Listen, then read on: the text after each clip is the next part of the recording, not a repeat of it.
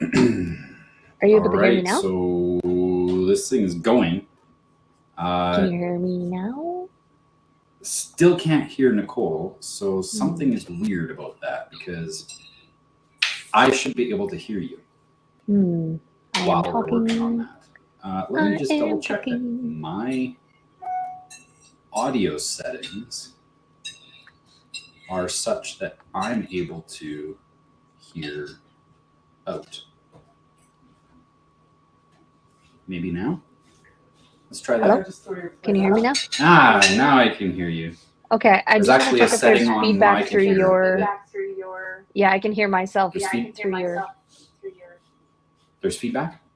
Not feedback, but I can hear myself coming through your speaker. Okay. All right, because the computer's sound is going to be picked up by the phone. Okay. Well, you know what? I'll just turn down so you're super quiet. Try again. Okay, is that better? I think so. Yeah. Is that better? Yeah. Okay. Cool. Because I can just barely hear you, which is more than enough for what I need. Okay. Welcome, Yay. everyone. I'm gonna put you back on solo. I'm gonna bring you in first, so that we can talk about news and views. But for the first little while, I just want to chat a little bit. People are probably going to ask some questions. Says that there's feedback. Okay, well, let's just see if we can't double check here. Edit. If I edit, it says that I can edit your microphone. Let's go. It says echo cancellation is off or on yours. Just make sure it is for me as well. Echo cancellation is off. Leah, if you could, everything's cleared up now. Great. Okay, great. Thank you so much for all your guys' comments. We are streaming live, simulcasting on YouTube, Facebook, and Twitter. I have no idea what it looks like because both of my pieces of technology are running this show. So I'm hoping that everything works out all right and this is able to reach as many people as possible. With me, I've got Nicole. So I'm going to bring her in here in the next probably 20 minutes or so. Thank you so much, Nicole, for coming on board. She's got a bunch of news that she wants to share, what's happening right now in the world, and we're going to be sharing our commentary on that. I've got also lined up for the show, I've got Michael, who is going to be helping to vision what we can expect as more and more power is decentralized away from our tyrannical government. And then, of course, I've got Taya, who's going to be also chatting about some of the events that she's got coming up forward, some of the things that she's bringing to the community in knowledge of herbology and other therapies. So, but before we get started, the first thing I want to do is open it up. So, folks, you just go ahead and comment what it is that you want to know about. If you've got specific questions about any of the content that we're sharing, please feel free to ask. I will be watching the feed. I get all the comments from Facebook, YouTube, and Twitter simultaneously. So it doesn't matter what platform you're on. Definitely feel free to chat, and I'd love to see the whatever you guys want to talk about. I want to make sure that I'm delivering content that is interesting to you. Now, the first thing that I want to address is the Truckers Convoy because of how exciting it is and how prominent it is in the world. We actually are experiencing far more than what a lot of people realize. This is no longer, and it never really was, a localized issue. Obviously, the restrictions and mandates and the pushing of a specific medicine was being done, coordinated, clear across the world. And we recognize that no matter what happens here on out, it's going to affect the entire world. And with the Truckers Convoy, we are clearly on the international spotlight, or in the international spotlight.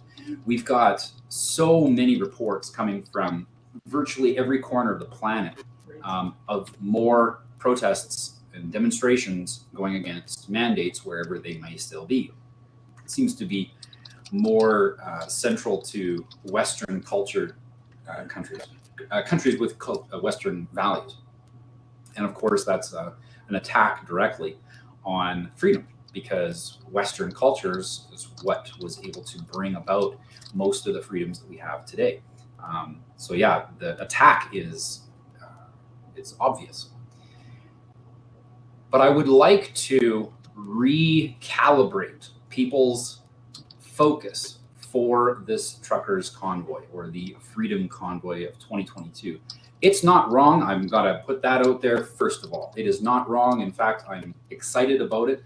I'm so happy to see so many people coming together, creating for themselves a spirit of freedom. They are hugging each other, they're smiling, they're laughing, they're partying. Regardless of what they say about Ottawa being locked down, there are more than enough reports of people being able to get around town, not a problem, because the people are respectful. Canadians came from virtually every corner of the nation to visit Ottawa, and how in the world they were able to get, an additional that many people. There are literally 3 Ottawas. Well, I don't know about right now, but last weekend there were 3 Ottawas in Ottawa, and they were able to function. And a lot of people are complaining about the fact that they can't run their business and like this because people aren't coming to their store because these protesters have basically locked down the city.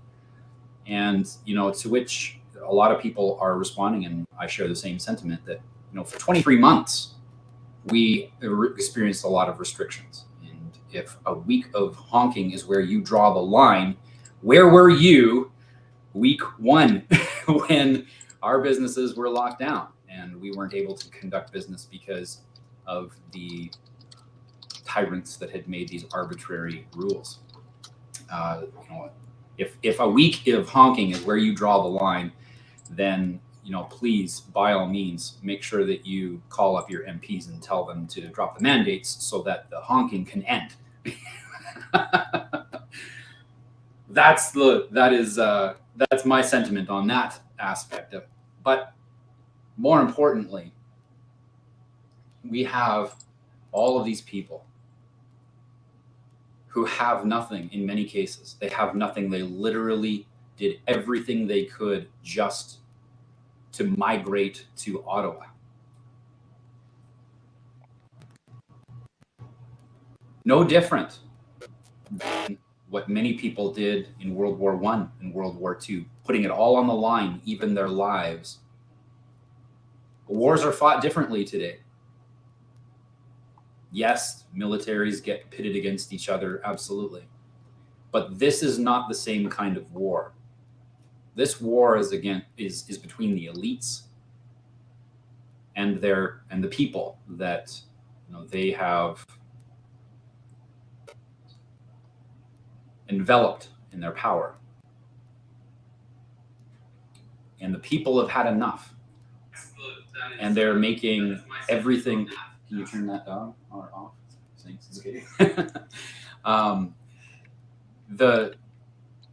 It's amazing to see. There's no question about it. They've done everything they can to go to Ottawa and demand their freedom.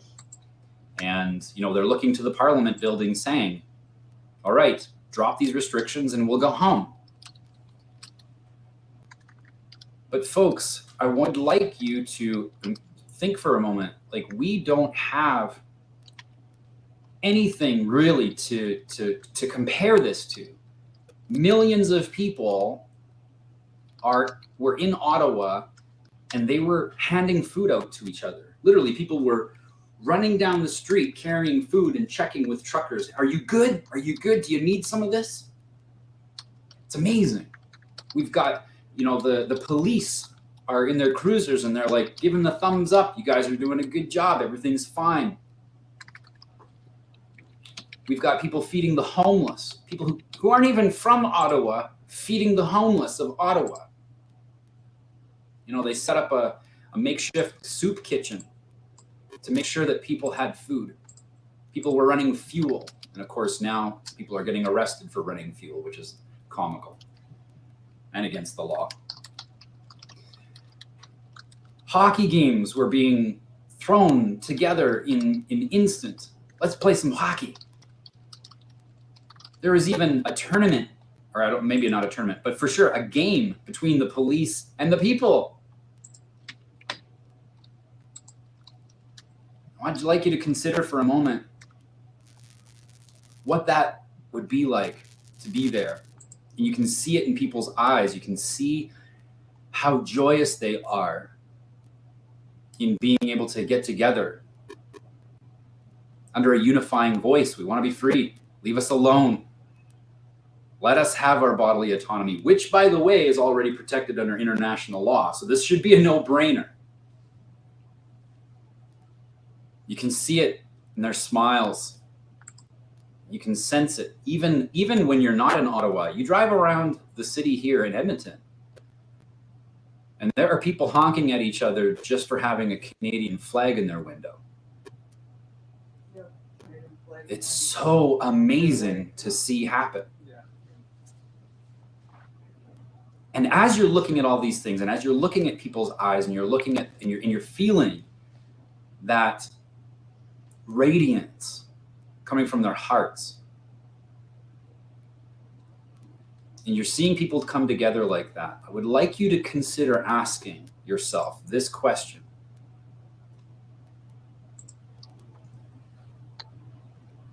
There, in Ottawa, at that Parliament building, will you find your freedom?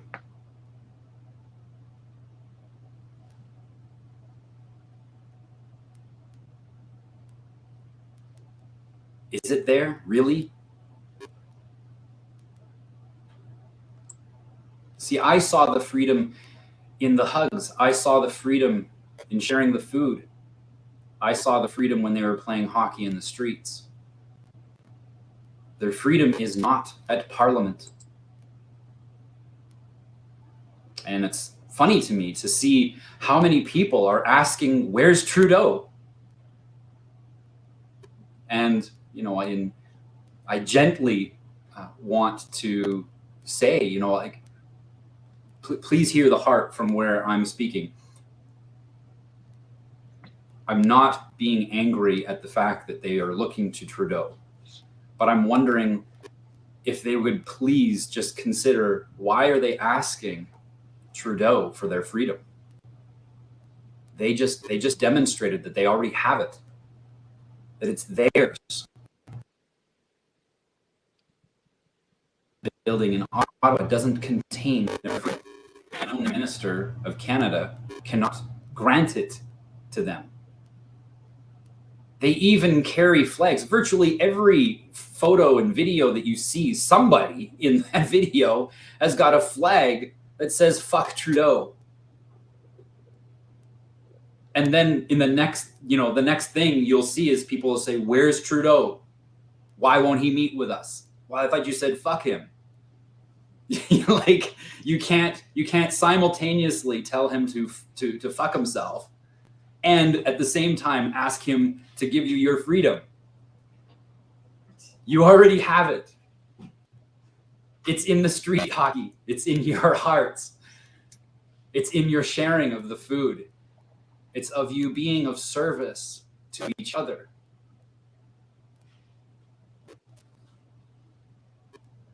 And, you know, we've got so many things that are happening behind the scenes. I get that. And there are so many questions about whether or not this is legit, whether it's controlled opposition. I get that. And I have tons of questions as well. I really do. And now I've got tons of answers. And we're not gonna actually talk about the truck convoy too much longer, because we got so many other things to talk about. And it might be, you know, it's gonna be in the news as well, obviously. But the fact of the matter is,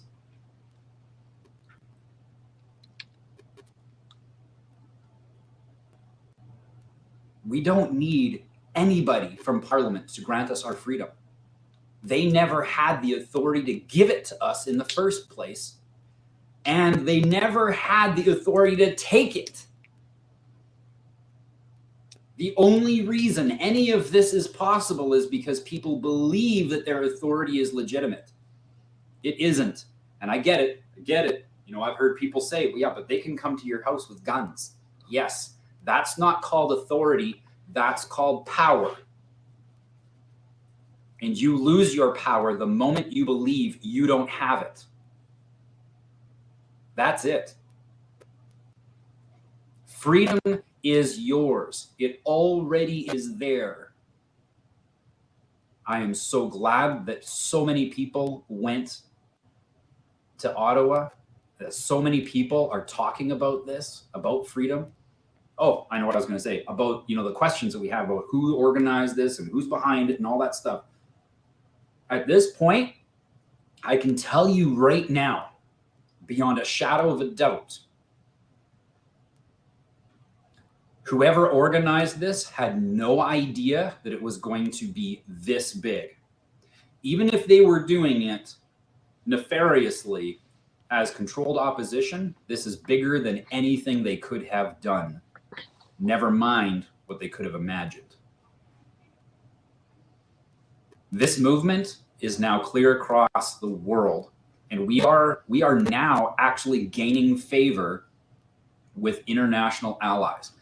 And we know this because one of our associates, his name is Wayne, and he had a private phone conversation on a military secured line with a officer from the military in Finland.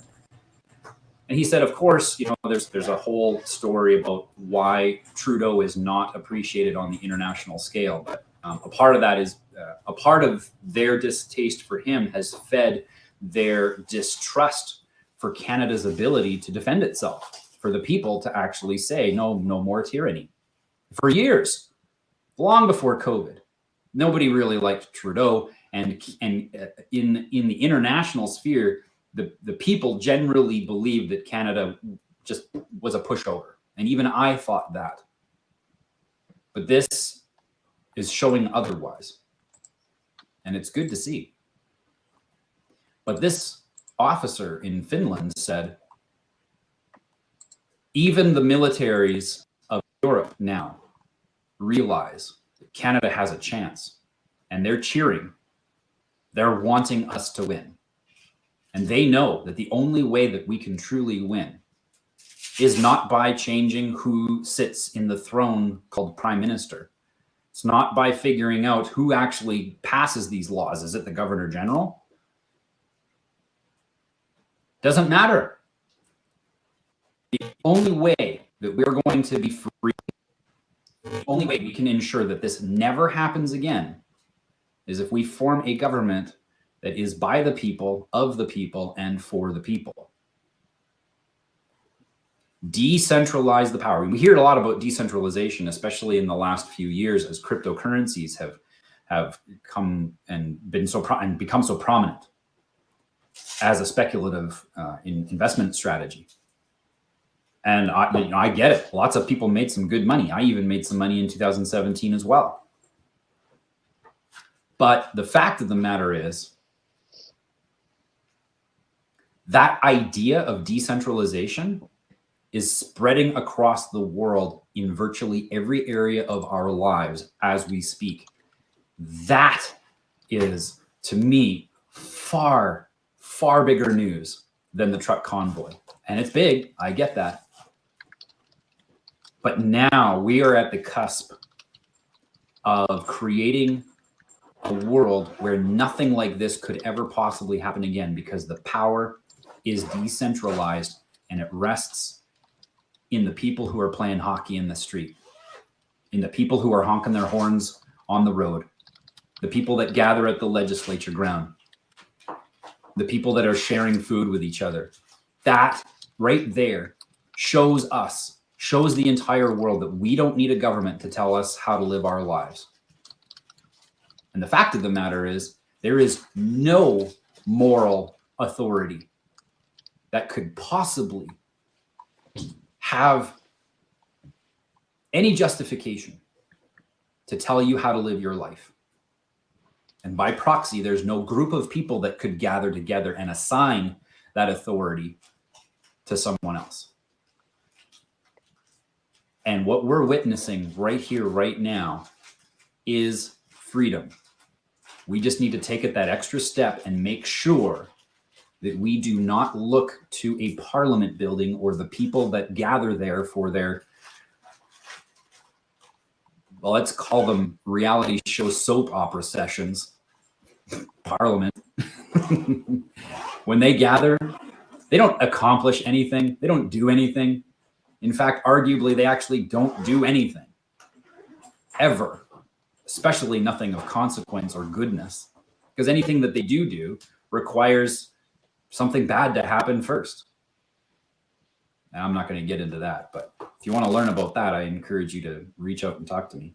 I'm going to deal with some of the questions here. Really, folks, the point I'm trying to make here with this convoy is that we never had to go to Ottawa to be free.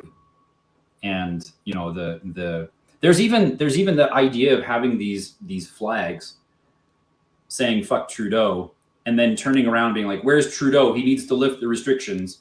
Like, I hate to use the word, but let's be real. That's called cognitive dissonance, right? We talk about cognitive dissonance with people that we oppose in a political view, but you know, even the people that are advocating for freedom have a little bit of cognitive dissonance with that one. And we want to help them see that and be like, look, you didn't need Trudeau's permission to go play hockey. You didn't need Trudeau's permission to allow those people into your restaurant and serve them without a passport. You didn't need anybody to tell you how to do those things, how to be free. And let's just continue that, shall we? Let's go through some questions here. And then I'm going to bring in Nicole, who's going to be doing some news and views, and we're going to have some great commentary on that.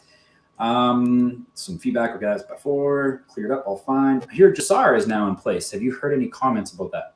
Or do you have any comments about that? I can share a little bit about that.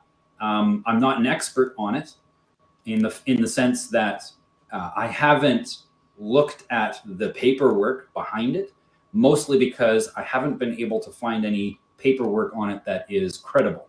Now, that doesn't mean it doesn't exist. However, because there's no paperwork that is credible, that has been presented to me, I'm not going to say that I'm banking anything on it. I tend to steer away from it, and the reason why is because in order for Jassara and Nassara to take effect, there would have to be a governing body for it. And if there's a governing body for it, that's a centralization of power. And if there's a centralization of power, that is not what we want. That is the opposite of, you cannot have a centralization of power and freedom at the same time. Yeah, so if people want Jassara to happen, where debts are washed free and all that stuff, that's up to them. If they pass that responsibility up to someone else, two things, I think. Number one, and this is another reason why I gravitate away from that mentality, is because I'm weak at guarding my mind from a lottery mentality where it's like one day something will just happen to me and I'll be okay. And so that's the number one reason why I don't subscribe to the idea of Nassara. But the second reason is this whole idea that, you know, if we pass up our to someone else, we are also passing up self-governance. And I know, and it's hard because, you know, taking responsibility for oneself is not easy. It takes hard work. We're always, typically speaking, as humans, it's a weakness of ours to want to blame someone else for our problems. But the fact of the matter is, if we become self-governing, that means we're taking on 100% responsibility for our own lives. That's what governance is, responsibility. So I don't like the idea of there being hundreds of millions of people who become free because someone else took responsibility over their financial future. I think it's a dangerous mentality to go forward with. Again, I'm happy to be shown otherwise about Jassara and Nassara, but everything that I've seen so far has led me to see that it is not something, A, I can't find a credible source on it, and B, it would require a centralization of power. We can't do that. Leah, that's my sentiment too. We need to learn that we can survive without government. Is there a way that I think there's a way that I can do? Oh yeah, I can, okay. Military is economic war. I'm not really sure what you meant by that, Leah. Maybe comment on that if that's something else. Self-govern, build your own communities. Here we go. This guy, I'm going to feature this comment. Mr. Zoso 5000, self-govern, build your own communities. We don't need high-paid politicians. Absolutely. Arguably, if your name goes on a ballot, you are not moral. And I'm not going to get into all the reasons why on here, but I have a very strong argument to show that if your name is on a ballot, you are immoral, and you cannot possibly have someone who is good want a position of authority over someone else. This is the worst possible form of human life you can adopt, that you can take on, is to command someone else what to do. And so we don't have a representative government. I've done a video on that already. I encourage you to go back through my YouTube channel and find it, where I say this is what the Truckers Convoy really needs to focus on. But we have to just disregard that whole system and create communities that are thriving and working together. That's how we've done it for thousands and thousands of years. This idea that we need to collectivize people under one type of governance or one type of set of rules, it just doesn't make any sense. You can't have diversity and that at the same time. Like, it's impossible, because you stifle out the diversity. Self-governing. Okay, Trudeau is just a puppet. Freedom is in your heart when you stop being afraid. Thanks, Charmaine.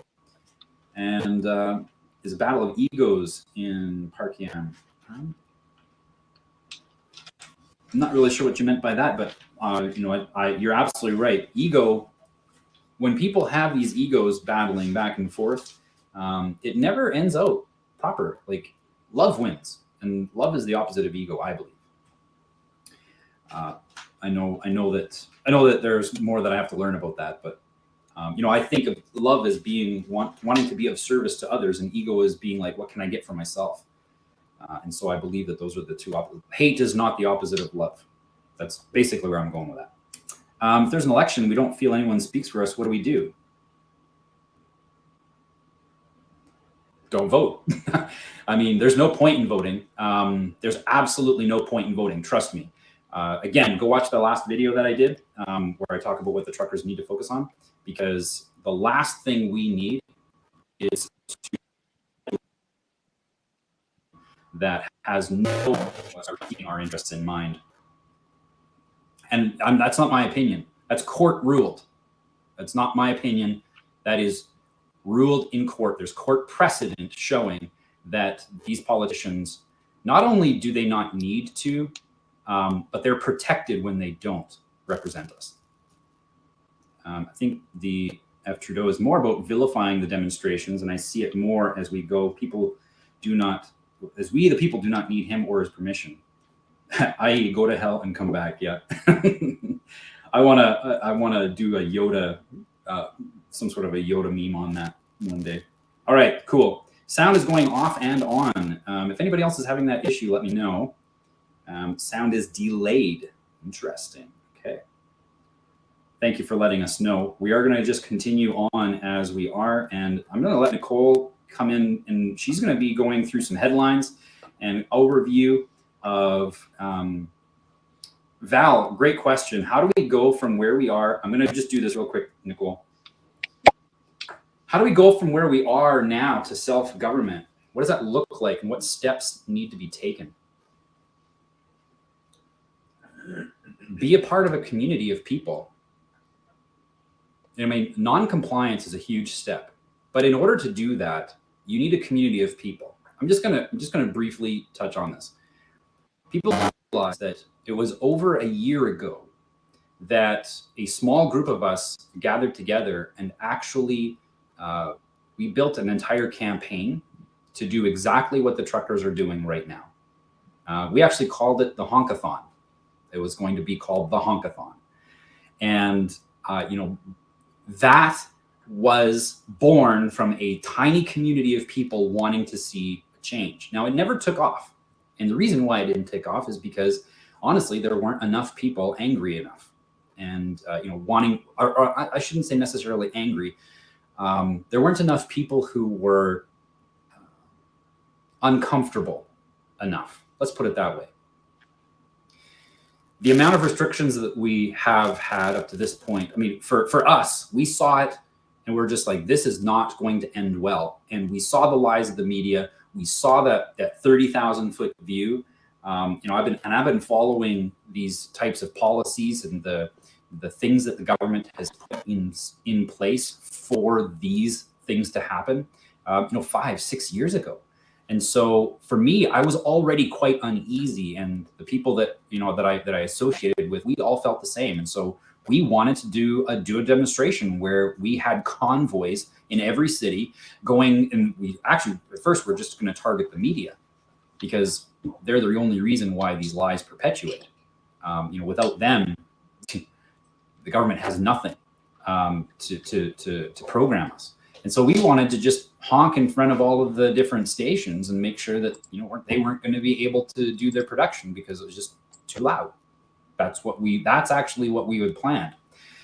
But the reason why now there are so many people on this convoy, and again, it's so good to see, is because they feel that there's a community that supports them. So how do we walk away from the need to have someone tell us how to live our lives? How do we adapt a life of self-governance? Build community. Because in community, you will find the relationships that you need to not just survive, like you will thrive very, very well. And over the last, I would say, just a little bit less than a year, maybe 7 or 8 months, probably only about 7 or 8 months, yeah. We've been working at building community, getting people together. We host a movie night once a week or once a month. You know, we've got events that help people expand and evolve their consciousness and spirituality. We've got events that are just fun social times. Like we had a couple of wine nights and ladies' nights at the boutique shop. You know, events like this, you know, these are the types of things that we were doing as a community. We've got you know, a mechanic that is on inside of our community. And, you know, he lost his position where he was working because of the vaccine mandates, and his employer gave him the boot. Well, he's a fully licensed mechanic. Well, he's in our community, and now we can utilize him and support him because he's in our community. And the same thing is happening to so many other business owners in the last I would say the last 2 or 3 months. Business is being passed amongst each other, and some people are even doing bartering already. It's a fantastic system when you just find people who are in your community that think and act and value the same things that you do.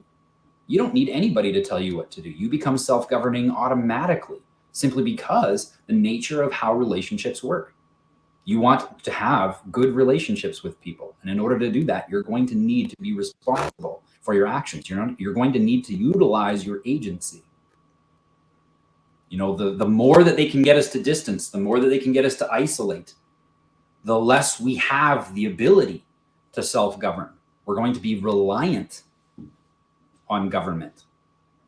And so, yeah, that's how. I hope that answers that question. Sound is still, people are still saying that there's a sound issue. You know what? I'm gonna, it might just be my camera. We're just gonna go ahead and Nicole's gonna come on board here. She's gonna share some news, and we're gonna have some commentary on that. Keep the comments coming. Thank you so much, everybody. Nicole, thank you so much. Thanks for having me, Paul. I'm sure. Yours. Thanks for having me, Paul. I think with your phone, it's maybe just like if you're receiving a message or something and it does that thing where it modulates your sound or your voice for a second, but it's not bad. Let me know if it happens to mine. I'll repeat something. I've got a whole bunch of news to go through, and I actually have, I'm going to paste in the chat the accounts that I follow, because I think it's tough for people to find, like, what should I be looking at? I have a whole bunch of accounts on Instagram that I follow to get all of my on the ground news, or, you know, the latest happening in Canada or the US and how it all plays together. And I do want to make a small commentary, Paul, on, I think, to build on what you're saying, or the question, you know, how do we get to a point where we have less government?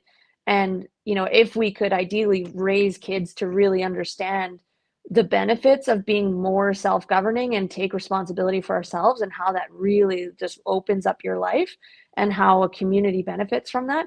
I mean, that's ideally the goal. And in rebuilding these communities where we come together like this and we can show each other what that looks like to live self-governed lives, you hope that that saying that's like, how do you change the world? You start with changing yourself. So if you can become like consciously aware of how you're aware or not aware of how you're self-governing, maybe you check out every once in a while and forget to take responsibility for yourself, and you rely on your boss, or you rely on your job, or you rely on the institution and the social the fabric of what we have, because they have gotten us to that point where we just mentally stop paying attention. And I think that's the difference. The people that won't let go of these mandates, they want to be taken care of so badly. That is their framework of life. Take care of me, govern me, daddy. You know what I mean? That whole saying, right? Govern me harder. And that's part of it. And so even some of these businesses in Edmonton that aren't quite ready to let go, I don't think storming in there, on last Saturday or whatever, and open and the mandates, like, that's not going to convince them, because they still think it's important to be governed by someone else. So they're going to be learning by example and by competition. If you think of all the little small towns that have broken apart and we all moved into bigger towns, and now these small hamlets are like selling land for $100 if you promise to build something in 365 days. The benefit of these smaller towns is that then they see, wow, this one's self-governing and has less government, and their town is flourishing, and ours, like, we don't even have these things going on, so there's that sort of competition element. Anyway, just wanted to comment on that. It's not so much just being like, we don't need government. It's like helping people learn why it's good to be self-governed. Okay, I'm going to plow through a bunch of news. My brain is very linear. I have it in date ordered if that interests you. And if you've missed anything along the way, then maybe I'll mention something you've caught, and stop me at any time, Paul. Okay, so small little note. If anybody I grew up going to church. I don't anymore, but I thought something that was really interesting. If anybody knows the story of the Wall of Jericho, the city of Jericho, the Battle of Jericho, but essentially these mean people took over the city and prevented people from commerce, from going forward economically, and pretty much pushed them out. And so the people of God, whatever, were told to like march around the city silently for 6 days, and on the seventh day they blasted their horns. They had these long, those angel horns. They blasted the crap out of them, and the walls around the city broke down. They fell down, and they were able to come in and like regain control of the city. Guess what? The trucks left January 23rd from BC and arrived on January 29th, which is 7 days. And they got there and what, and blasted their horns. So watching this, even if it was started by nefarious people or something, what it's achieved in waking people up, like, it has only achieved good things in all of our hearts and as Canadians. And I really think it broke something. It cracked the shell of something, because people are like, I am changed. My heart is alive now, right? So anyway, just before they left, what happened just before, the CDC announced a study, natural immunity provides significantly more protection against COVID. I know Paul's sick of the vaccination stories, but just as a framework of what's going on here and how the governments keep saying, and they keep hanging on to the mandates, and listen to the experts. The experts have told us, so annoying when people talk. The CDC, your own beloved people, told you natural immunity has more protection now against COVID than vaccination only. The Western Standard Journal, I like using both sides of articles and such. After 30 days, Moderna and Pfizer no longer had any statistically significant positive effect against Omicron infection, and after 90 days, their effect went negative.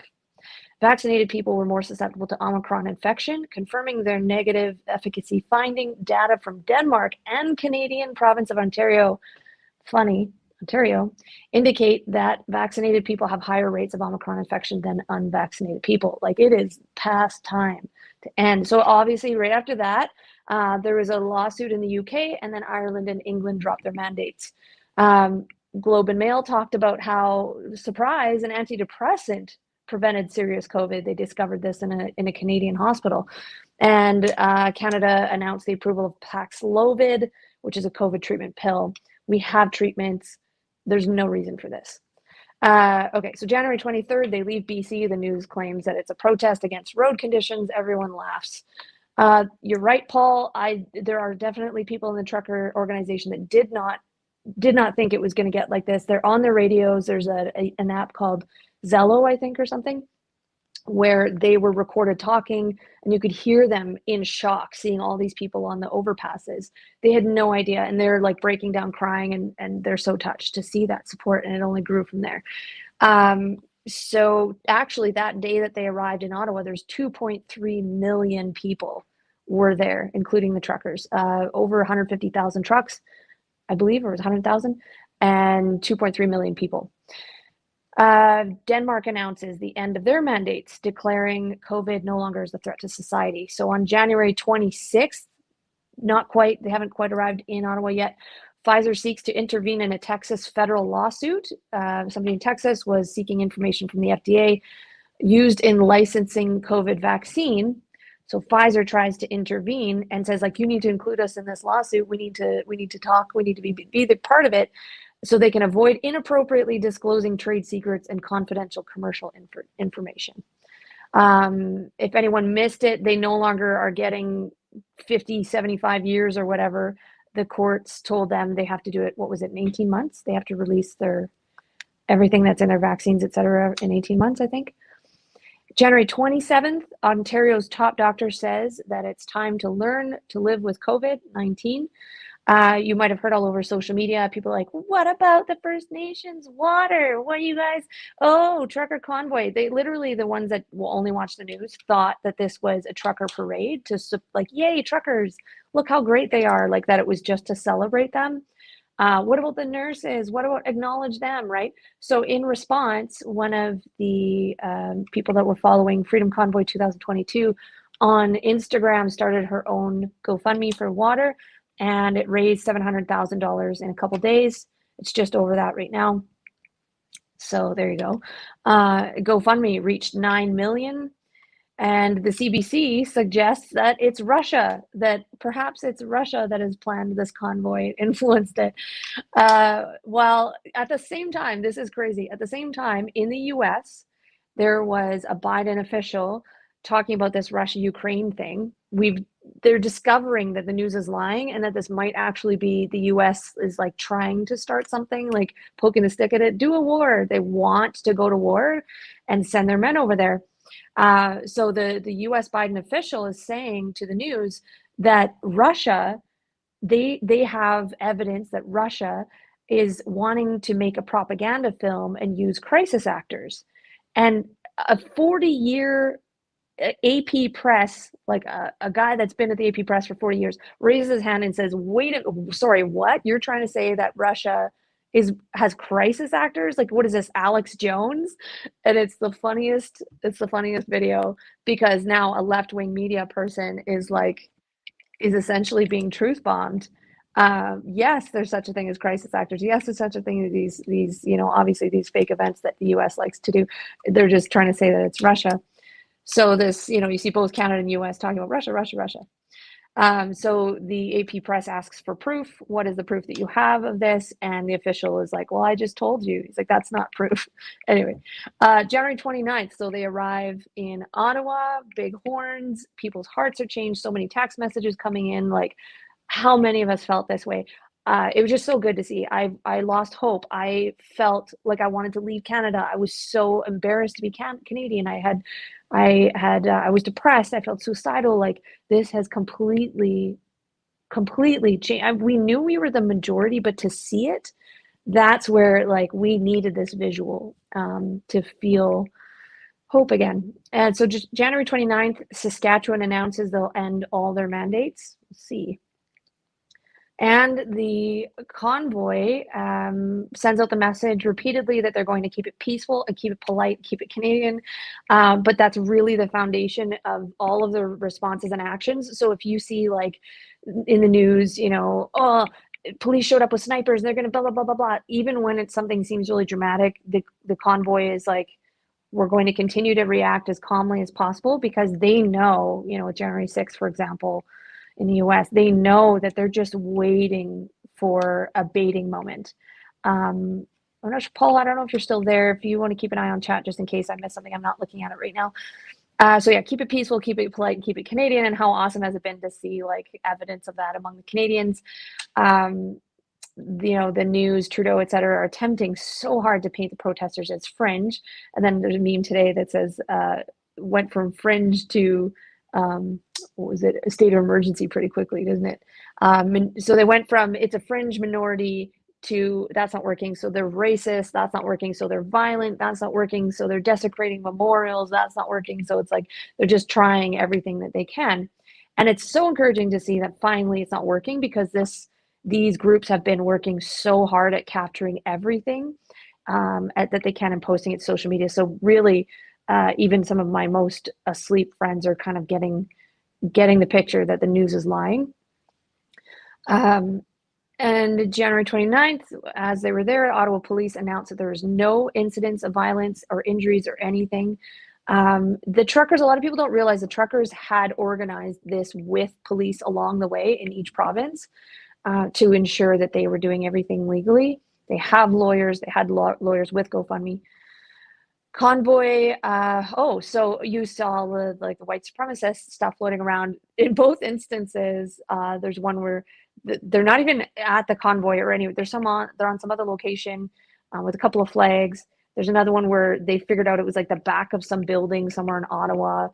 They won't come near. And then there's one gentleman that was fully masked that everyone spread. Oh, look, there he was. They're not even telling them to get out of there. And I've been spreading that video around. Like, you mean when they told him literally to get out of there in this video? So there was one masked guy. They're pretty sure that guy was like paid by Trudeau because Trudeau's photographer was following him around. Oh, it seems timely, right? And taking photos of that. So actually the convoy and people amongst them put out cash rewards for anyone that could find these guys and name them and out them. They would pay the money, and no one has come forward. So that tells you something else. Obviously, agent provocateurs. The news, they tried to claim that they were desecrating war memorials. If anyone didn't catch it, what it was a woman standing in front of the statue yelling freedom. So she's just standing on the stairs, and that was desecrating the war memorial. But the Ottawa police announced that as soon as she was asked to come down, she did. So they even came out and said that. The Terry Fox thing, it was just a sign that said, end the mandates and a Canadian flag. So they tried to use that to say they were desecrating them, where there's actually photos floating around online of like previous years of a news article saying Terry Fox adorned with COVID mask, or somebody knitted like a, LGBTQ thing and put it on him. And he's been dressed up a million times.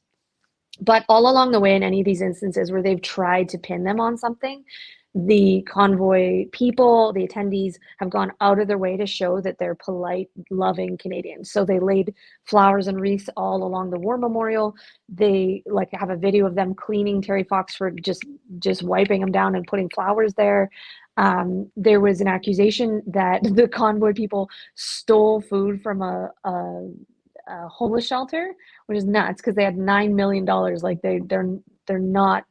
They don't need anything. They had enough money to stay there for 2 to 4 years. But so they claim that. So of course, then the next day the convoy people called for donations, and they received so many donations that they actually had to publicly say, like, stop giving us. We can't have any more food. They did this at multiple other shelters. They just filled them so much full of food. And they have videos of them feeding the homeless, giving the homeless gloves, giving them warmth. Just mind-blowing. I love to see that. I think that's been such a good lesson in how to respond to accusations and hatred, and we can all kind of take a note on that. Just go out of your way to show them love, and it really ends it pretty quickly. So I've been sharing a lot of those videos on my page. Let's see. So flowers. Oh, and they've been going to Tim Hortons and gathering up their garbage. They've been picking up garbage every single day in Ottawa. They've been shoveling the sidewalks. All this food is being given. It's incredible.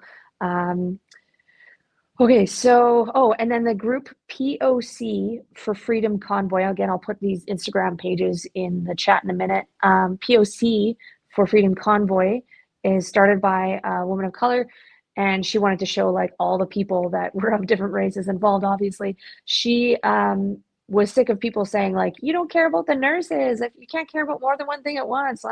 So she gathered messages and gifts for the hospital in Toronto and delivered all of that. Went over the donated food. Also with this, so exciting. So in our US people, 60,000 US truckers committed to joining Canada. So they would come to the border and try to come across and join in Ottawa. And if they couldn't get across because they were unvaccinated, they would just clog the border. But several thousand of them made across, which again proves it wasn't just the unvaccinated, obviously. I did get some figures. You know how Trudeau said 90% of truckers are vaccinated, 10% are not.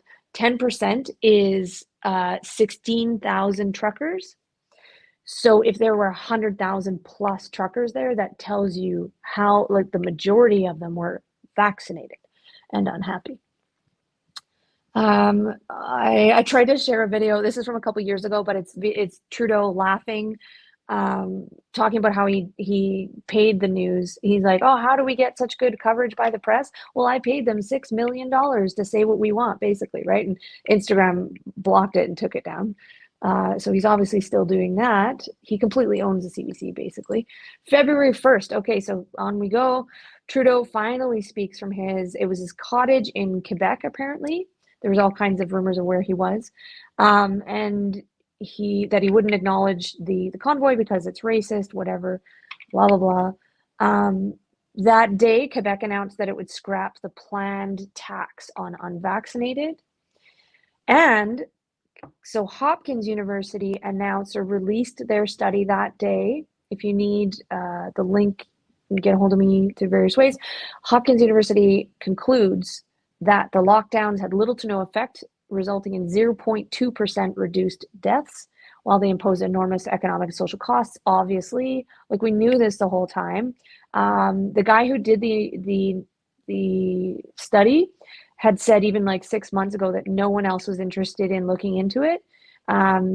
And so he just went ahead and did it. So he finally had released this on February 1st. Lockdown policies are ill-founded and should never have happened. Obviously, Kenney announces on February 1st that he will look into safely ending the REP program, saying it did what it needed to do. Okay, you mean the vaccinated spreading COVID to each other? Is that what you wanted it to do? Cool. Alberta stats showing, so if you go on the Alberta website, COVID stats, the actual up-to-date stats where it breaks them out with, partially vaccinated, 1, 2, 3 doses, whatever, and then unvaxxed. The current stats right now are 1,111 vaccinated in hospital, 474 unvaccinated. No indication on this scenario whether they were hospitalized with or due to. There was that like one time they adjusted their stats to show if it was with or due, but in this particular graphic, it doesn't say still. February 2nd, I can see in the chat that there's way more comments, but I can't see what they are just yet. I'm just going to keep going. February 2nd, Elections Canada reports come out about that snap election with Trudeau, where we were all like, sure, it's you, right. A report comes out indicating 205,000 mail-in ballots were not counted, and that was more than the margin of victory. And they say, we are deeply sorry. sorry. The WHO maintains on February 2nd, they announce or maintain a report, their position from January 19th that all countries should be lifting. So like they say, listen to the experts. Well, the experts are telling you all countries should be lifting and ease international traffic bans as they do not provide added value and continue to contribute to economic and social stress. Canada is one of the only countries with a travel ban. I didn't realize that. Conservative vote to remove Erin O'Toole successfully replaced by interim Candice Bergen. I don't know if you've seen her in the soap opera that Paul talks about. She's been speaking well so far, even though we don't trust any of these people. Pierre Poilievre also announces on February 2nd that he's going to run for prime minister and the Conservative leader. Obviously, we're all skeptical. The position itself, like if you feel like it's okay to tell other people what to do, he does say in his I have to say, very well crafted video and like good words that he wants less government, more control for us. If somebody needs to get in there and like make sure that like take down government, I don't know if they can and reduce it so we can start that, great. But well, we have yet to see. And obviously everyone's like, are you going to say that you're going to end the mandates? Like, let's go. And it's not just the vaccine mandates. It's, the the federal bank announced, the Federal Reserve, sorry, bank, that they announced their digital currency plans. And so we know that the next step from this, it's not the QR codes, it's the QR code allowing access to everything, getting people used to doing that. Trudeau doesn't give a crap about COVID and vaccines. He wants to keep this in place so that he can transition us like, oh no, the economy's bad, we have to do this. We're already used to using this type of technology. So, right, conservative. Also on February 2nd, that was a big day. Don't forget that's the second month, the second day, 2022. So lots of stuff happened that day. Jeff Zucker resigned from CNN. He's the head of CNN. Some people think that it's actually that Andrew Cuomo, pre-governor, past governor of New York, is being investigated. And then they figured out that his brother, Andrew Cuomo, whatever, the other Cuomo that was working at CNN, stepped down. So they think that they might be actually leaking information about secrets in CNN. And that's one of the reasons Zucker stepped down, not because, failed to disclose the affair that I've been having for 20 years with one of the staff members. Lots of gross stuff happening there, but that's good. Organizers of the convoy make an official statement on February 2nd. It was really good. It was the first time they all spoke out, and that's where we find out, or maybe it was in another video, that Tamara is actually Métis. They were trying to accuse her of being a white supremacist, which is hilarious. They don't look into anything. The only reason they're calling her a white supremacist is because she likes the Maverick Party. They claim the Maverick Party was renamed the Wexit Party, which was started by Pat King, who said something weird a couple years ago about bloodlines. If you go online and look at the Maverick Party on their website, it actually has a section talking about like Indigenous efforts and such. She's Métis. Apparently he's Métis. He spent the whole summer working with First Nations people for the, Every Child Matters. There's a picture of him like with his mom, who's Métis, with a dream catcher in the background. I'm not directly defending him. I don't know anything about whether he's good or not, or she is or not, but it's just funny. Anyway, so the organizers make an official statement that their enemies are not each other, no race or religion. This is about unification and needing change. They refused any mainstream media in for that, and only allowed like the independents. And on February 2nd, what a big day. The police state again, there's been no violence, nothing like that has occurred. February 3rd, Tamara, it looks like she made another press announcement. She straight up says that she's Métis, and that they really want all these mandates to end for everyone. The RCMP confirmed that Jason Kenney, so now we have the Coutts border blockade happening, that everybody was gathering down there, I'm sure anyone knows. Jason Kenney claimed that one of the convoy members at the Coutts border had assaulted a police officer, and the RCMP came right out in an article and said, that's not true, that never happened. And also that day, February 3rd, British Columbia Bonnie lady admits 50% of COVID hospitalizations are not because of COVID. And there was a FOIA request for the hospitalization rates for all the previous years, including this year.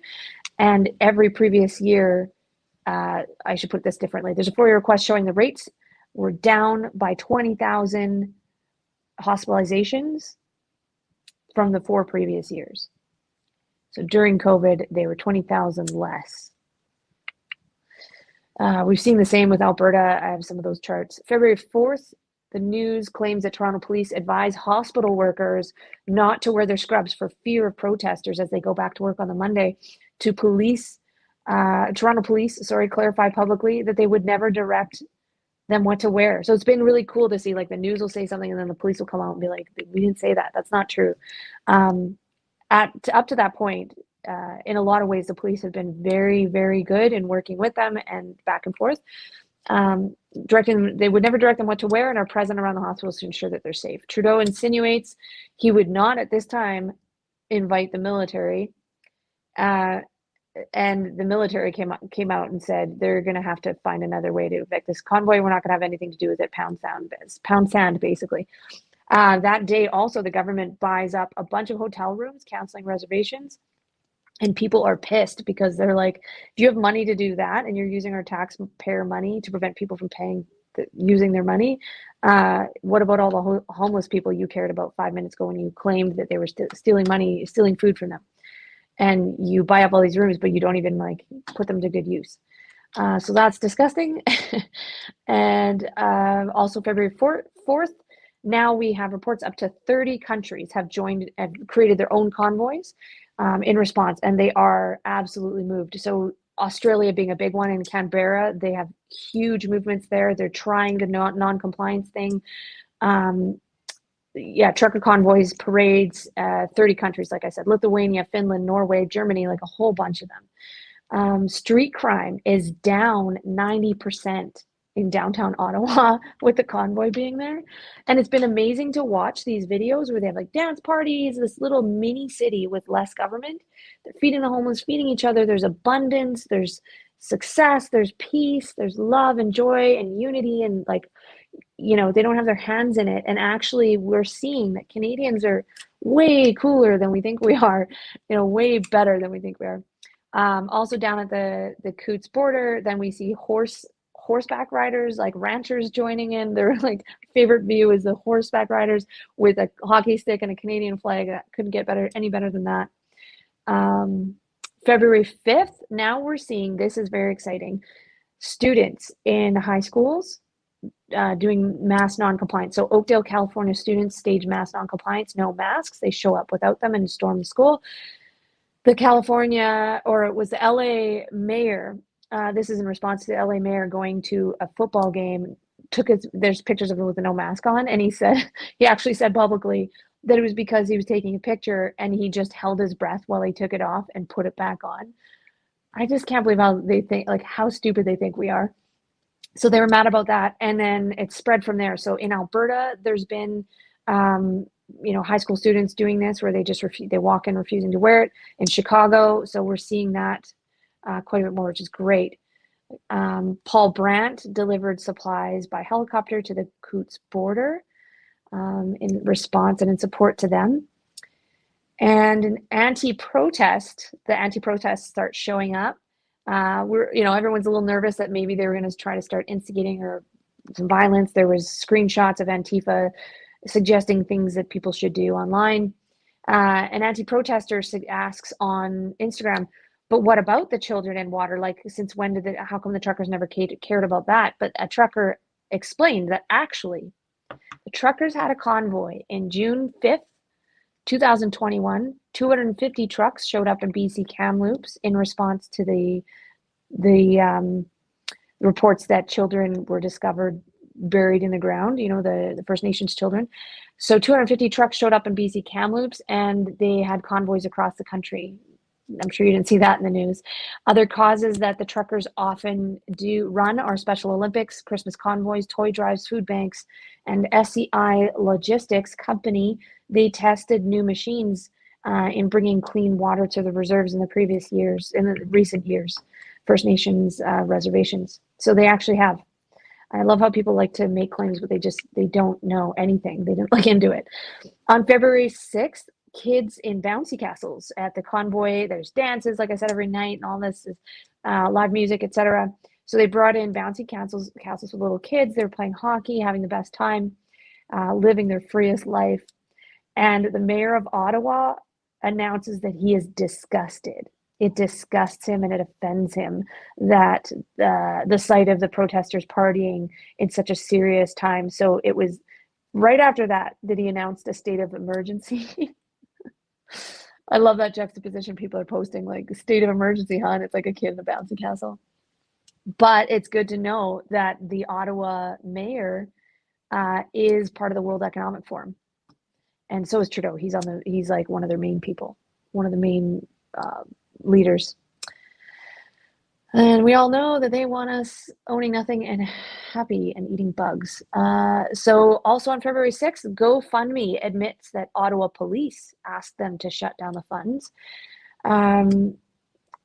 So we're seeing here like a pocket of police. It's the Ottawa police chief and a few of them that are being asked to do things, whereas like the Toronto police and some other greater police groups have been really good. So the Ottawa police chief had asked them to shut down the funds, pretending that the convoy are terrorists and violent occupation. They use the same rhetoric they did with January 6th. Oh, it's an insurrection. GoFundMe says to get a refund, claim your refund, or they will donate the charity to all the rest of the money to the charity of their choice, which is total fraud and theft. Ron DeSantis of Florida got so angry when he heard this, and some Texas officials were pissed. So they said, we vow to investigate GoFundMe. I think it's an American company.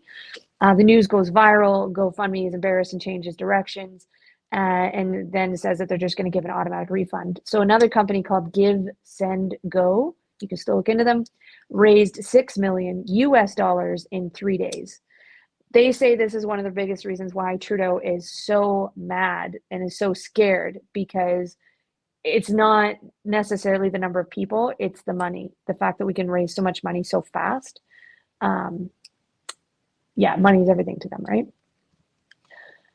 That's what's driving them as well, in their greed and in their desire to keep this going. It's like, oh, we'll pay you this much, or you're going to be, okay when the bank crashes, and you're going to be good on this side of the fence in the walls of Jericho. February 7th, what does that say? Oh, on February 7th, is that today? This morning, a bin of broken concrete slabs was dropped off in like one of those like rent-a-bins, was dropped off in the middle of the night at the convoy. So this morning they discover this bin, and there's video of it. This guy saying, what the heck is this all about? Doesn't this remind you of the bricks that were dropped off at the riots in the US? It's all on video, and they're like, if anything is done with these, obviously it's not the convoy. We're not looking to be violent. They're just getting everything out there and on video, which is great. Ottawa mayor, like I said, is with the World Economic Forum.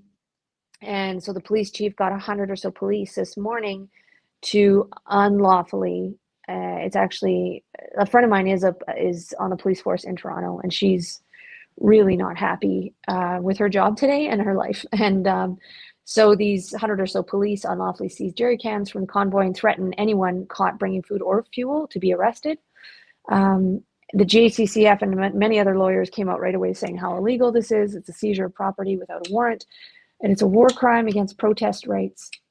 Not to mention, there are many women, children, and babies being kept in these trucks trying to keep warm. Without the fuel, it's like a human rights issue, right? No gas. What's also stupid, where it's been good to follow some accounts where they're like, stay calm, like we know that this is just a display of threat to try to provoke people. Obviously, without gas, we can't move our trucks, so that's kind of stupid. The protesters stayed very peaceful when the cops did that. Again, keeping with the do not let them provoke you. They just will calmly let them take it. And they even had a priest praying out loud over them. It was almost disturbing, strange scene to see them so calm while this evilness was going on. But they didn't give them what they wanted. And convoy members announced today asking everyone to carry an empty jerry can. If you remember that scene in V for Vendetta or many other types of movies where everyone's got the same thing going on, walking around, so you can't see who's the guilty one. And then somebody wrote on one, water bottle drink box sort of thing, referencing when Trudeau couldn't remember the name of a water bottle. The organizers also made a statement today to remain calm and peaceful, asking simply to meet with at least the mayor of Ottawa, because they haven't heard from anybody from federal government yet. Today they said they were going to reduce their honking to 5 minutes at 5 p.m. And if honking was heard tomorrow by noon, then we would know that the federal government agreed to meet with them. But an Ottawa court today ordered an injunction so that there would be no honking for 10 days. It's been deemed illegal right now. Some of the organizers called for mass obedience, so nobody honked their horns, whatever. But it sounds like, from what I've seen on social media, that they just honked them louder, which they could get arrested for that. But they're just looking for something to make illegal so that they can go after them and make it end. Don't be deterred. The U.S. is still working on planning their convoy. They want to go from California to D.C. and clog that up. they've been working on that for a couple days now. Truckers are removing their own wheels to prove that they're not going anywhere. Like I said, they have enough money and supplies to stay there for about 2 to 4 years, they said. They're not going to quit until every single province. So somebody was like, well, isn't it like, what if, per province they announce what they're going to do? And they said, no, we're not. Until every single province is free and all the mandates are lifted, we're not going anywhere. Ironically, Dr. Tam is also saying that the vax mandates should be reevaluated. They're not listening to her. Suddenly the experts aren't experts. Another article came out today highlighting that if you got your third dose, you should probably get tested for HIV. So that's coming out. And a bunch of trucks are headed to the BC Pacific Highway border to clog that up as well now. Similar to Alberta Coots border, they're doing that in BC. That is it. I'm going to look at the chat. It's been busy. Paul, have you seen any specific questions? No specific questions, but people are welcome to get that started. In 5 minutes, I am going to have Michael come on board.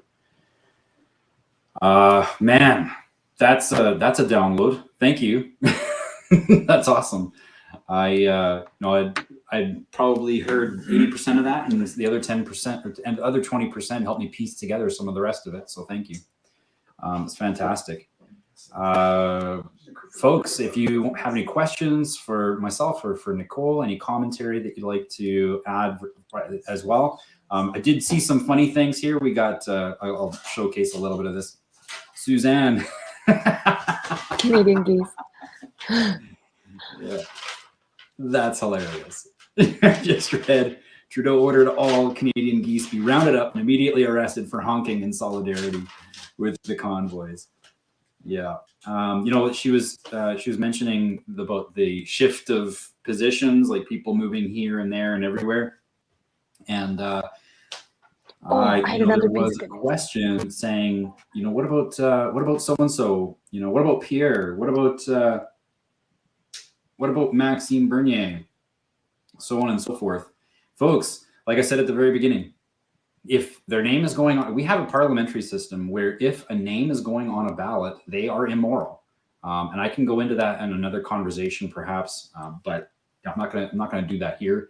But the fact of the matter is, I encourage you to go ahead and read that go ahead and watch that last video that I did. Court precedent. Our politicians at all levels of government. It's bad enough that they go ahead and not represent us, but the courts protect them when they don't. Okay. So that means that these positions have unbridled power. They can do whatever they want. They can represent whatever they want, usually their own views, whatever they think is best.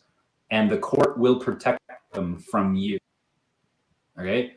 There is nothing good in anyone that is putting their name on a ballot to fill one of those positions. They might be doing it unconsciously. I get that. Maybe they don't know that that's the position that they're seeking. That's the level of power that they're going into. Maybe they don't know. It doesn't matter, folks. If they knew the level of power that they would be assuming, and they're still looking for that position, obviously that's evil. But if they don't know, that's what it is. If they don't know, they're unfit for public service. Because me and Nicole, we know these things. And if they don't, what business do they have going ahead and doing anything related to public service? It's bad. It's Paul, I just want to tell you, I can't comment in the chat, but I sent you, if you can put it in the chat, all the accounts that I follow on Instagram. Obviously, for people to know, like add @ before the name when you search it or whatever, search the name. But I threw it in my private message to you, Paul, if you can throw that in the main chat there for people to check out. Perfect. Copy paste that. It's just like a streaming list. Okay, yeah, awesome. I wanted to ask you, for people who are on here, where do they follow? Who do they follow on Instagram? I'll put a thing up here so that people can get to you. What's your Instagram handle? Oh, it's at obviously Nicole Nicole Nicole J Koch Koch. Koch.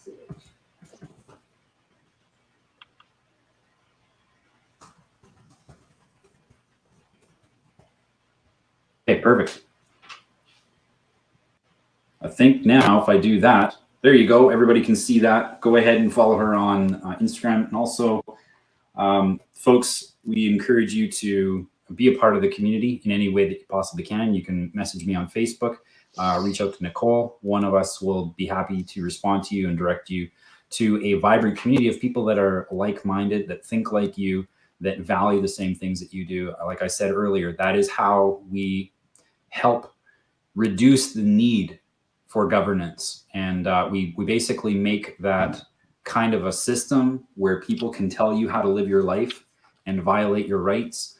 We make a system like that just obsolete by creating our own communities. And yeah, that's how we self-govern.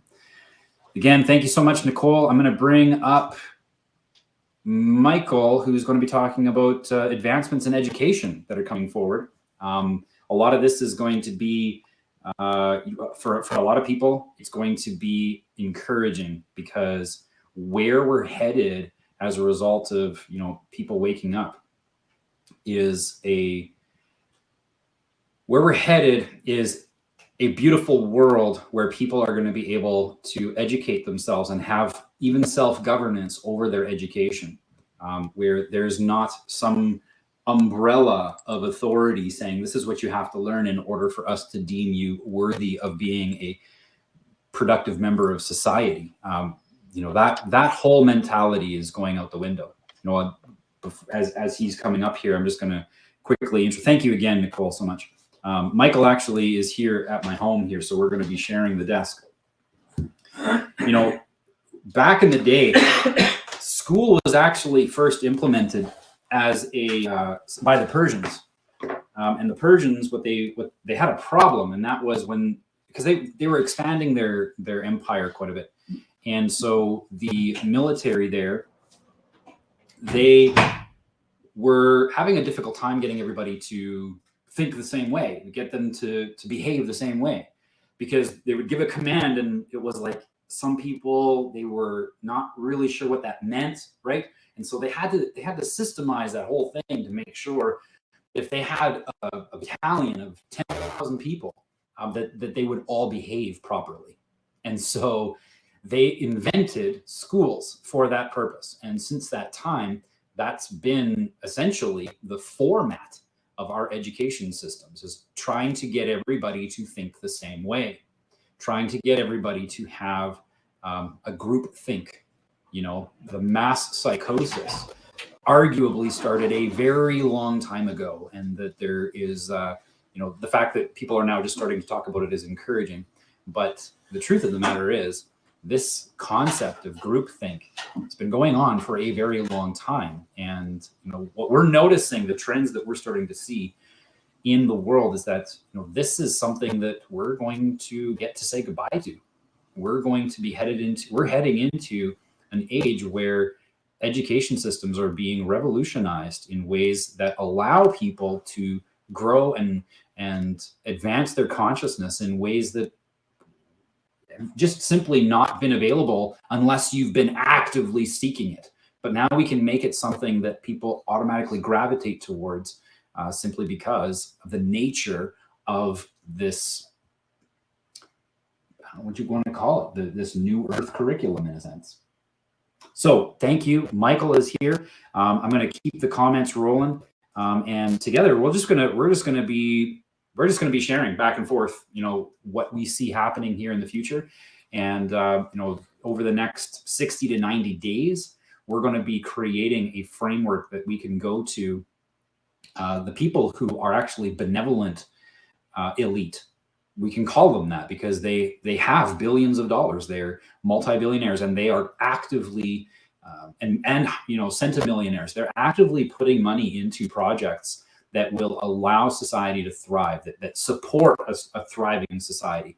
And that's their passion. That's what they want to see happen, because they recognize that the only reason they were able to get to the positions that they were was because of the strength of community that surrounded them. So they want to see that happen for a lot of people. It gives them joy.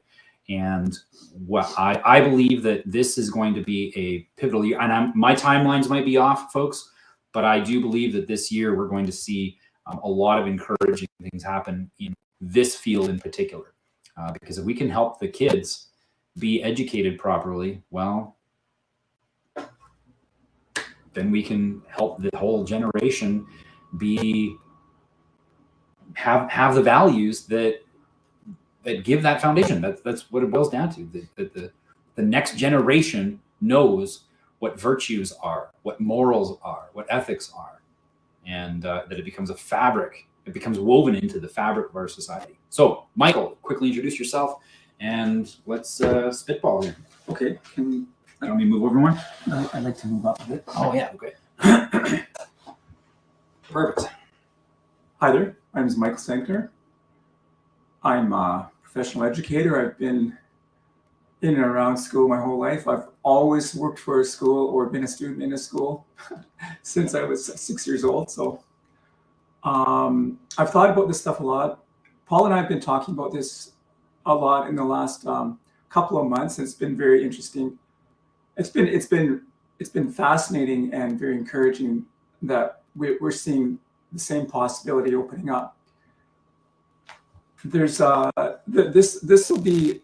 I need to be a little more technical. Like I need to introduce a number of terms so that people get the idea where this is going. Some new concepts.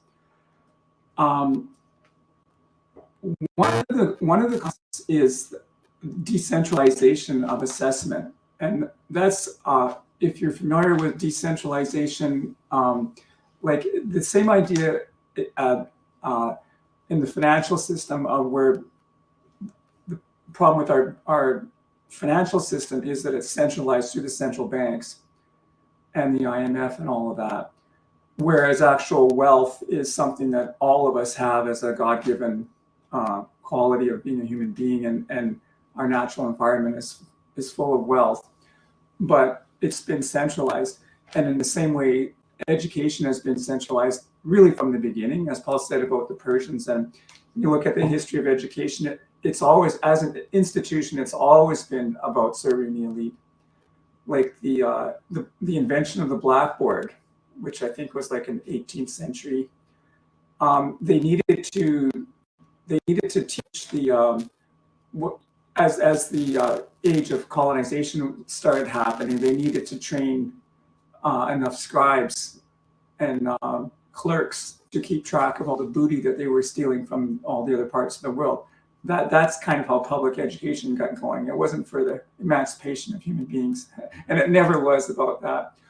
But now it's starting to look like it can be about that. And when we look at, like, we all have our horror stories about school, and the system was completely broken before COVID, right? It was already a write-off. Speaking of whiteness, like it's been the whole, like even on the curriculum side, the curriculum has been dumbed down for decades and decades since, well, for 100 years. Like the reading levels are lower, in 2005 than they were in 1905, kind of thing. And there's a reason for that, because of the campaign of demoralization that's been going on, that Yuri Bezmenov laid out in the 80s. That there's just been this orchestrated campaign to demoralize and dumb down human beings generally. And as we've seen prior to COVID, this, for example, this I forget the name of the policy, but the whole whiteness thing. What was that? What's that called? Critical race theory. Critical race theory, like, and I worked in a school as recently as 2 years ago in a junior high, and it was just unbelievable the amount of brainwashing and propaganda going on, having to do with attacking our traditional spiritual values, not necessarily Christian, but spiritual values and Canadian values. So that was all already broken. And then with COVID, as we know, 2021 was pretty much an academic write-off for millions, tens of millions of kids really didn't learn anything in 2021, even among the crappy curriculum that was available.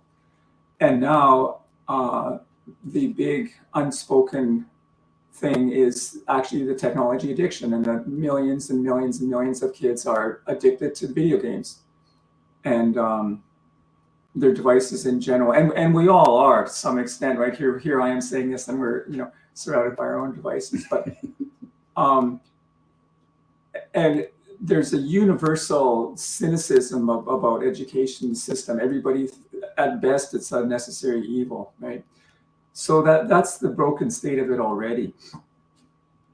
And Paul, you can kind of help. You can kind of jump in if you want to remind me, but I'll just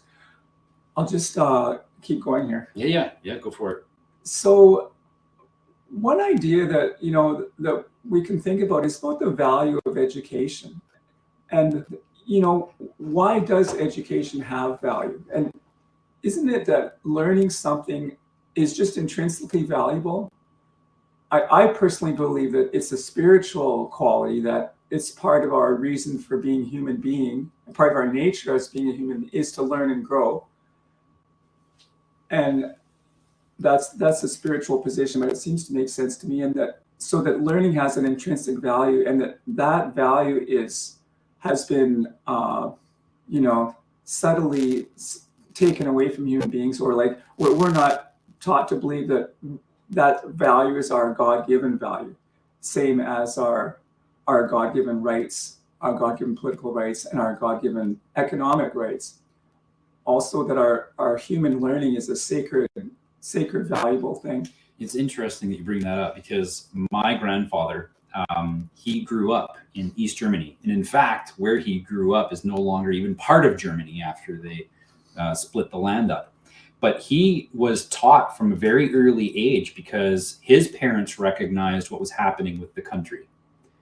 As he was 5, 6, 7 years old, they recognized that the government was going to take everything from them and do everything that they could to make sure that the people had nothing. And because that's how you gain control. You make it so that people are dependent on you, and the only way you can really make them dependent on you is make sure they have nothing. And so to force that into existence, government comes into play and takes things. So the parents of my grand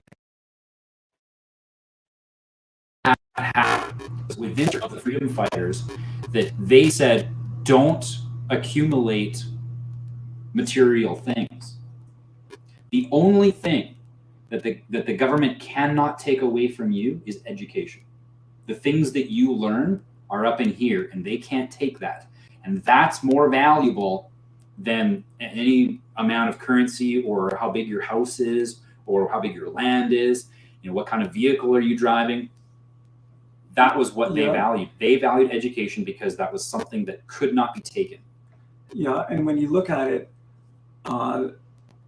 what we learn is distinctly our own, is uniquely and in a sacred way our own learning, and we don't even have a choice about it. We have to learn as we go through, and yet the governments have, there are these institutions, the educational institutions, the ministries of education, the universities, the colleges, and the professional organizations have taken that and made a monopoly of, the monopoly of credentialing and certification. In other words, they have, someone else has the right to say when what is good enough. And like the famous grade 12 diploma, which now, for years, it's been a complete joke, right? For a long time, it's been a complete joke. So the idea being that we could take that back.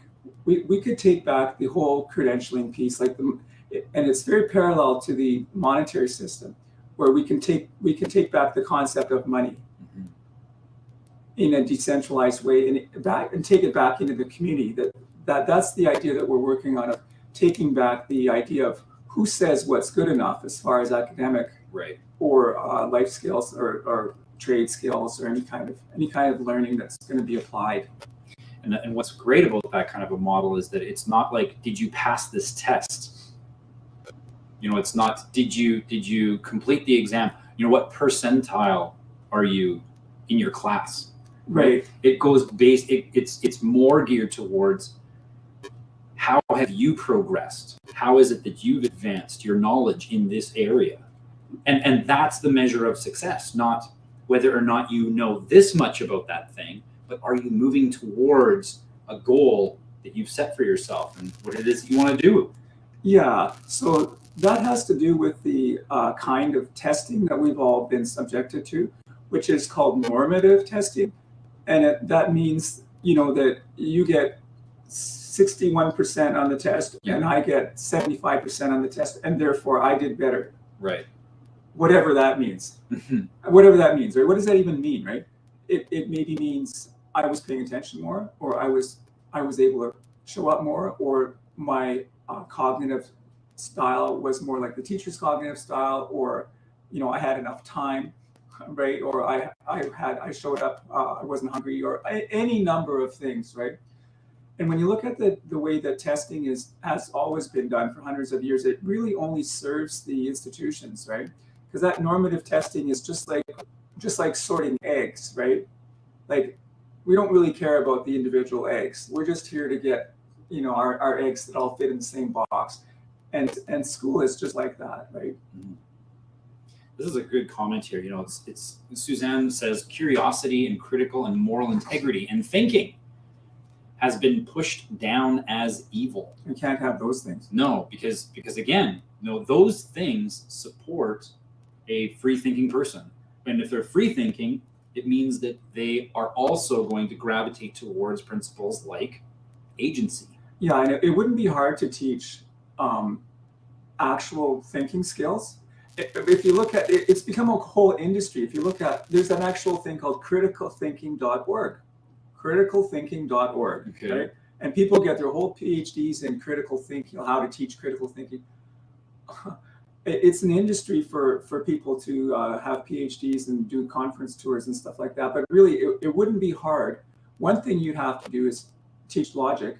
Right. Basic, you know, propositional logic. If this is true, then that also must be true type yeah, thing. Yeah. If A and B, therefore C. Like, and that's what used to happen. Well, for 2,000 years, when the upper class boys were learning Euclid. That's like in the Greek tradition, they studied geometry. That all stopped in the 19th century. You know, when education went public, then logic went out of it. Right. Actually. Yeah. Then that makes sense. And again, though, it's because where does the money come from? Well, if it comes from government, what do they want? More money.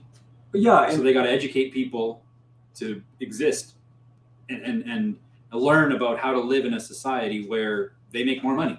Yeah, and as J.P. Morgan, I think it was, infamously said, he didn't want a nation of thinkers, he wanted a nation of workers. That's right. Yeah. So that's what we got.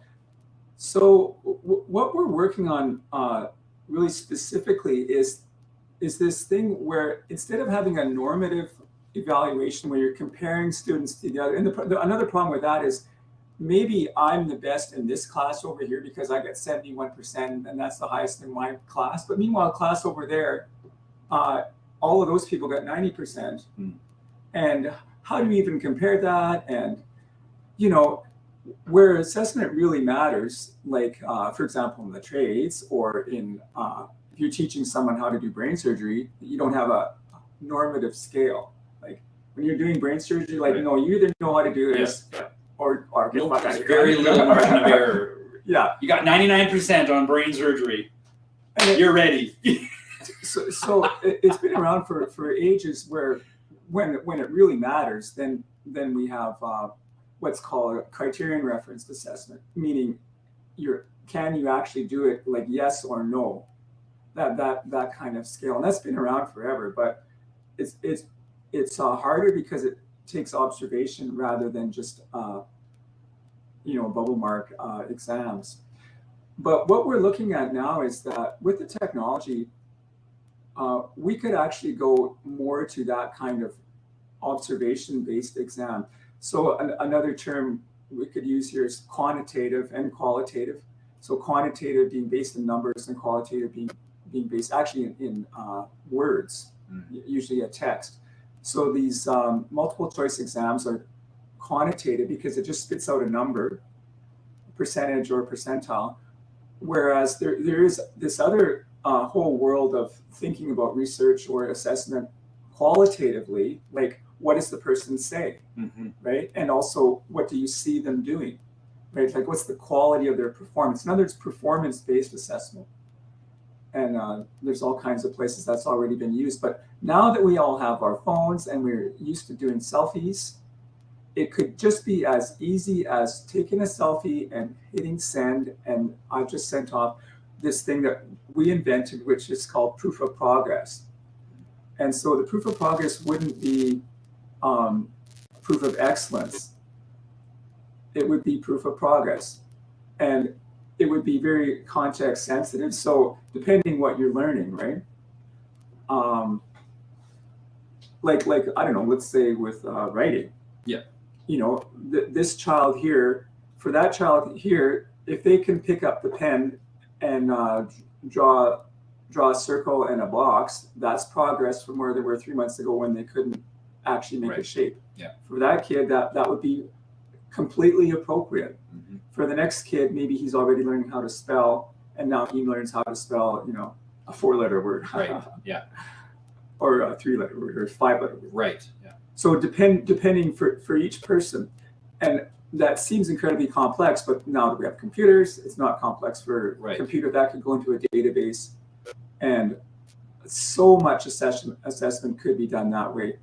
And if we started using like video-based qualitative assessments for all kinds of, also draws into doing peer assessment and saying, oh, you're showing me this video. Does that make sense that you learned something? And that would be the only question. Like, did you learn something? And yes, the other beauty of that approach would be that there would be the expectation of learning something, right? And that's not an expectation anymore, at school, really.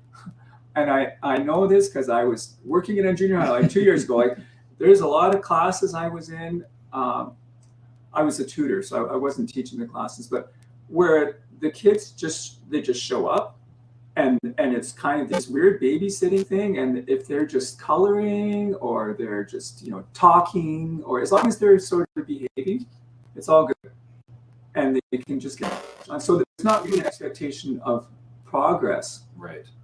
And that's the the moral failing of school, right? Because really there is a social contract in school that the older generation is investing time and energy into the younger generation, because that's how it works, that they need each other, the generations need each other.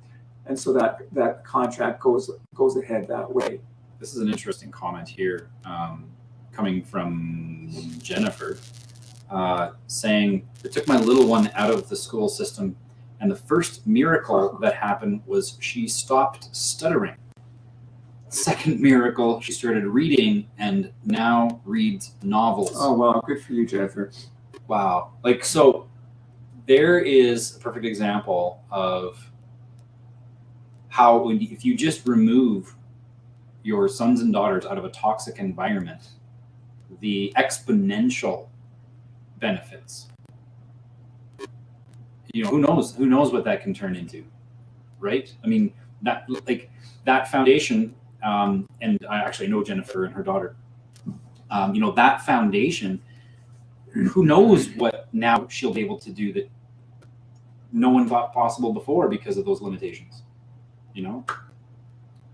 Yeah. And all it took was to take her out of a toxic environment where learning was not valued, where progress was not valued. Yeah, and as we know, people need a certain amount of challenge, right? Like there's that, if people are familiar with that research on the zone, being in the zone, Csikszentmihalyi is the guy that did that. And there's that famous graph of there's challenge on the one axis and ability is on the other axis. And being in the zone means that there's this just fine balance between that it's challenging, but you're able to do it. Right. That's why people, go mountain biking and so on, right? That we need some challenge. Right. And as we all know, kids need boundaries too. And kids need expectations, and people rise up to challenges, right? But it doesn't have to be a harsh challenge, just the expectation that, you need to learn something. You need to learn something. That's all we're asking you. You need to learn something. Like, wouldn't that already make a big difference? Well, and it's giving that agency to the learner. And again, no matter the age, right? If you have an education system that's approaching it from that mentality, automatically there's a new form of incentive to do a good job. It's not, I better get an A. No. Right? Now it's, am I getting better?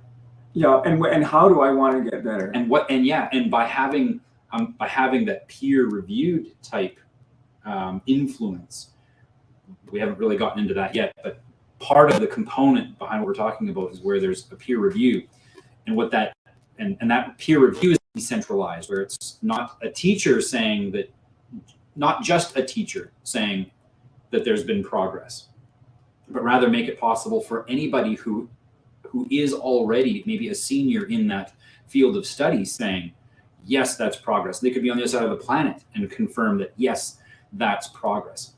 That becomes a completely different incentive. Completely different. Yeah, and for groups of kids to be showing each other what they learned, right? Yeah. Because actually most learning is social.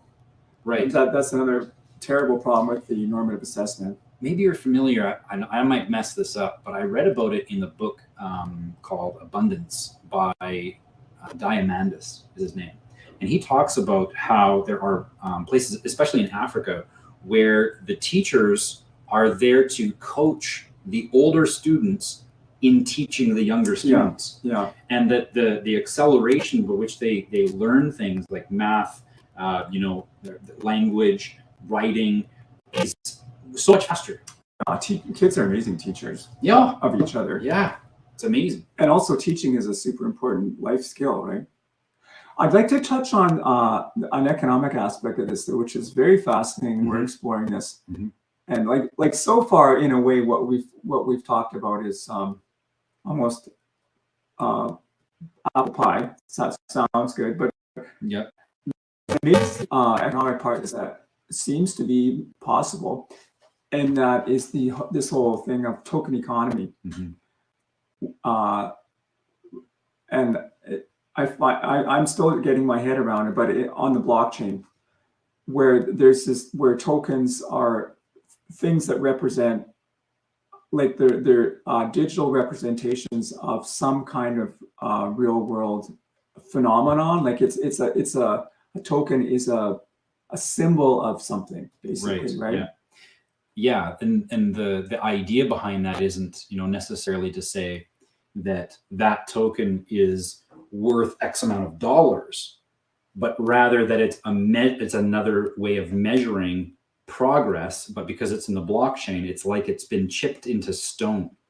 Yeah, it can't be changed. It can't be altered. It can't be manipulated. Yeah, and it's formalized and it's acknowledged that learning happened. And we think about it, right now, learning is quantified in terms of money, right? Pretty much. You pay to be a student, and then you get a job based on how you did in school, and that. So like money is really the measure of all kinds of value, which is silly and terrible. But we're seeing that what if it was more like the actual act of learning itself has the value, and that when that's being Mm. formalized by someone saying, here's the evidence that I learned something, that person gets a token for that. Right. Just plain and simple. Yeah. Nothing more, nothing less. So that when you learn something and you prove it, then you get a token in the blockchain economy. And we're looking at Cardano and the ADA coin. Yeah, that ecosystem supports this far more than what we've seen in other ones. Not because the other ones are wrong or that they're bad or that they're not that they're insufficient or deficient. It's that Cardano's just set up. We see a beautiful dovetail in having this idea of the terminology that we've used is a smart learning contract, because we have smart contracts out there in that blockchain world.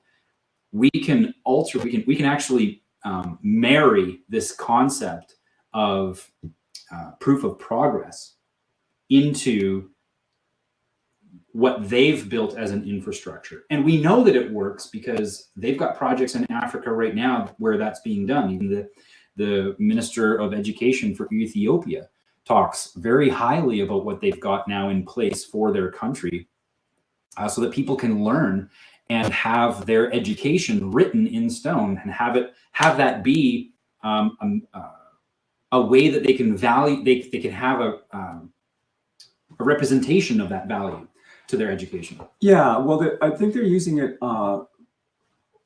still more on an admin side. Right. They're not using it like on a teaching learning side yet. But that foundation is there. Yeah. And we see that possibility of being able to expand that into, obviously education for learning how to read and write, but you can adapt that type of learning process to virtually anything, like you were saying earlier, even the trades. Yeah. So basically the idea seems to be possible that, kids could be paid to learn, or not only kids, anybody could actually be paid to learn, which makes sense because learning benefits the whole society. When people learn something, well, not anything necessarily. Some things are antisocial, but most learning actually benefits all of us, right? Yeah. A couple comments here. Charmaine says, I taught my boys from a very young age to think outside the box and to not be afraid to ask questions. There are times I really had to think before I gave them the answer. Yeah. And so, that's the thing, right? When you have that kind of a quality interaction and with your kids, but then if the kids have that quality of interaction with other kids or with their tutors or with their teachers, call them, that's empowering. Yeah, because they're not just regurgitating some memorized information. Right. Like the difference between asking them what is the correct answer versus what did you learn? Right. Yeah, exactly. Here's another one saying, taking my oldest struggled, and after we started saying, we only care that you try your best and didn't value her by her marks, she improved. Yeah, because the incentive is different. Think about it. Do you want to advance your consciousness because you're scared that you're behind? Like that's what that's the type of schooling system teaches. You're behind. Yeah. Alex behind you, he got a B. How come you got a C? Yeah. Yeah. Maybe you should work with Alex because he's better than you. He's a bad joke. And yes, Rhonda, non-fungible, looking into the real purpose and driving motivation for us to be able to use NFTs, not from a perspective of, how much can we sell this? Do people know what NFTs are? And probably not. Yeah. So that's a non-fungible token. When Michael was talking earlier about the token, there's a way that you can actually assign a signature or an address to anything that you want. And people are doing it right now with these images. And if you Google NFT, you'll see all kinds of images that people have created. Most of them are computer generated. No one actually ever drew these things, but they're computer generated images that are being sold for, hundreds of dollars, thousands, and even millions of dollars. Because they're unique. And right. You can kind of think of the analogy of an airplane ticket on your phone. That's a unique thing. There's none other like it. That had, because of the boarding pass number and all that. The time that you're boarding, what your name is, all that stuff. Its uniqueness is what gives it the value. So people are doing this with, images, saying that there's only one of these images out there. And then people are, gobbling these up and trading them back and forth and making money. We're looking at it from an aspect of when a 6-year-old learns how to spell a specific word, that moment is one of a kind. There's no other son or there's no other daughter like that. There's no other 6-year-old that's learning that word on that day at that time. And even if there was, it's not that child. It's not that specific daughter, right? And so we can mint that in what they call a non-fungible token. So it's not about whether or not that becomes something that son or daughter sells. Although what Michael is talking about, there is a method by which we can incentivize children to learn and earn as they learn, basically. But the purpose of it is to be able to have this confirmation. I have proof that I've learned that. And that doesn't reside in some transcripts of some school that some university or ministry has control over. Right. Or professor. Yeah. And that's subject to manipulation and loss and all kind of whatever misinterpretation. Yeah. So that's power there. That's pretty much it for comments. A couple of other similar experience with the oldest. This is great. And if people want to learn more about this or even work with us on this, people that are, any of you that is learning something, if you're taking a course or even if you're just learning something on your own, and you'd be interested in working, because we've been experimenting and exploring this proof of progress concept and how to do that. So, making a little video about what I learned, like I was doing his drawing class. And so over a period of several weeks, my drawing's getting a bit better. So I made a couple of videos about, I learned how to do this, or I learned how to do that, or I learned how to see this a certain way. It's actually very interesting and a really good thing to do to enhance learning is to go back on it and reflect, right? Well, retention goes up simply because you're reflecting on what you've just learned, and then being able presenting what you've learned solidifies it. Yeah. So you're not going to forget something like that when you do that. So it's even yet another confirm you learned that because you just did a video saying and how you came to this conclusion, or how you learned this thing, how you came to these realizations. Yeah, and as we start getting more and more of these videos on specific topics, then people could watch each other's, and we're talking like a 2-minute video. Yeah. And people can really learn from each other. So if any of you, either for your own learning in the family or your sons and daughters learning, and you'd like to learn more, maybe work with us on developing this model, then let us know. And where can people get a hold of you? People can get a hold of me. Heart Vibe is good. Heart Vibe at Proton Mail.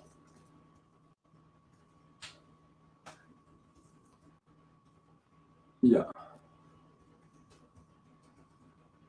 Okay. There we go. We'll put that up for a while. People go ahead and email there. What we're looking for here is we're looking for more examples. What we're doing is that we're building a case study on real world examples of how we're making this applicable in our day-to-day lives, so that we can bring forward that example to this panel of people who are looking to invest in infrastructure projects for a new and better society. Yeah, because we're looking eventually, and maybe not too far down the road, to get some investment so that developers, so that we could build out the infrastructure for that, like an app to Yeah. do this. Yeah, and that becomes, and I even see that going further into where it's actually built into the phone itself, where now, you know, we've got these kids running around with phones, and I definitely don't agree with it being used in that way, but you know, like for gaming and all that stuff, it's like, keep the kids away from those devices, folks, because the more that they can be in the real world and learning, then if they grab that device, the purpose that they're grabbing it for is to be able to provide that proof of progress. Hey, I learned this today when I was, you know, out in the back 40 doing some bushcraft, you know, and now I come back to the house and I quickly record what it is that I learned. Like, that's what we want to be able to utilize this technology for, instead of, you know, video games, folks. The programming behind video games, and I like video games. I like playing. It's a great recreational thing. But I can tell you right now, I will never be touching the metaverse, because I recognize now how the video game, that addiction that they've been able to get these kids onto, was the precursor. That was the programming to get them into the metaverse. And the metaverse, there's nothing real about that whatsoever, but they try to make it as real as possible. And the addiction is already there. So it's going to be an easy transition for them. And so, yeah, I'm not going to talk much more about that. We got to get Taya in here. Yeah. Okay. Awesome. Thank you so much, Michael. And thank you, Paul. yeah, you betcha. And thanks everybody for coming out. And looking forward to seeing you soon. You betcha. Thanks a lot. All right. Thank you so much again. Taya's going to come up here, and we're going to be chatting about some of her stuff and the revolutions that we're seeing in healthcare. I'm just going to message Wayne, because we've got more to do. Awesome. Thank you again. Let's go back to the comments. Said we paid to learn, I'd be a full-time student. Yeah, Rhonda says, I've always said if I got paid to learn, I would be a full-time student. And yes, Charmaine, the day we stop learning is the day we die. Definitely. So today, continuing on, I brought on my dearest. How are you? Good. Good. Thank you for your patience. Mm-hmm. And the work that Taya is doing in our community to bring health and vitality to people, I think is going to be another foundation that we all need in order to, in order to move forward without any reliance on a centralized healthcare system. The information that she has, the stuff that she brings forward, helps people self-empower their nutrition, their health, ailments that they may come across, when they get sick, or even injuries. There are so many things that we can draw from in nature that allow us to build that foundation of health, so that we're not suffering all the time, and we're not experiencing those adverse reactions to all of these chemicals and concoctions.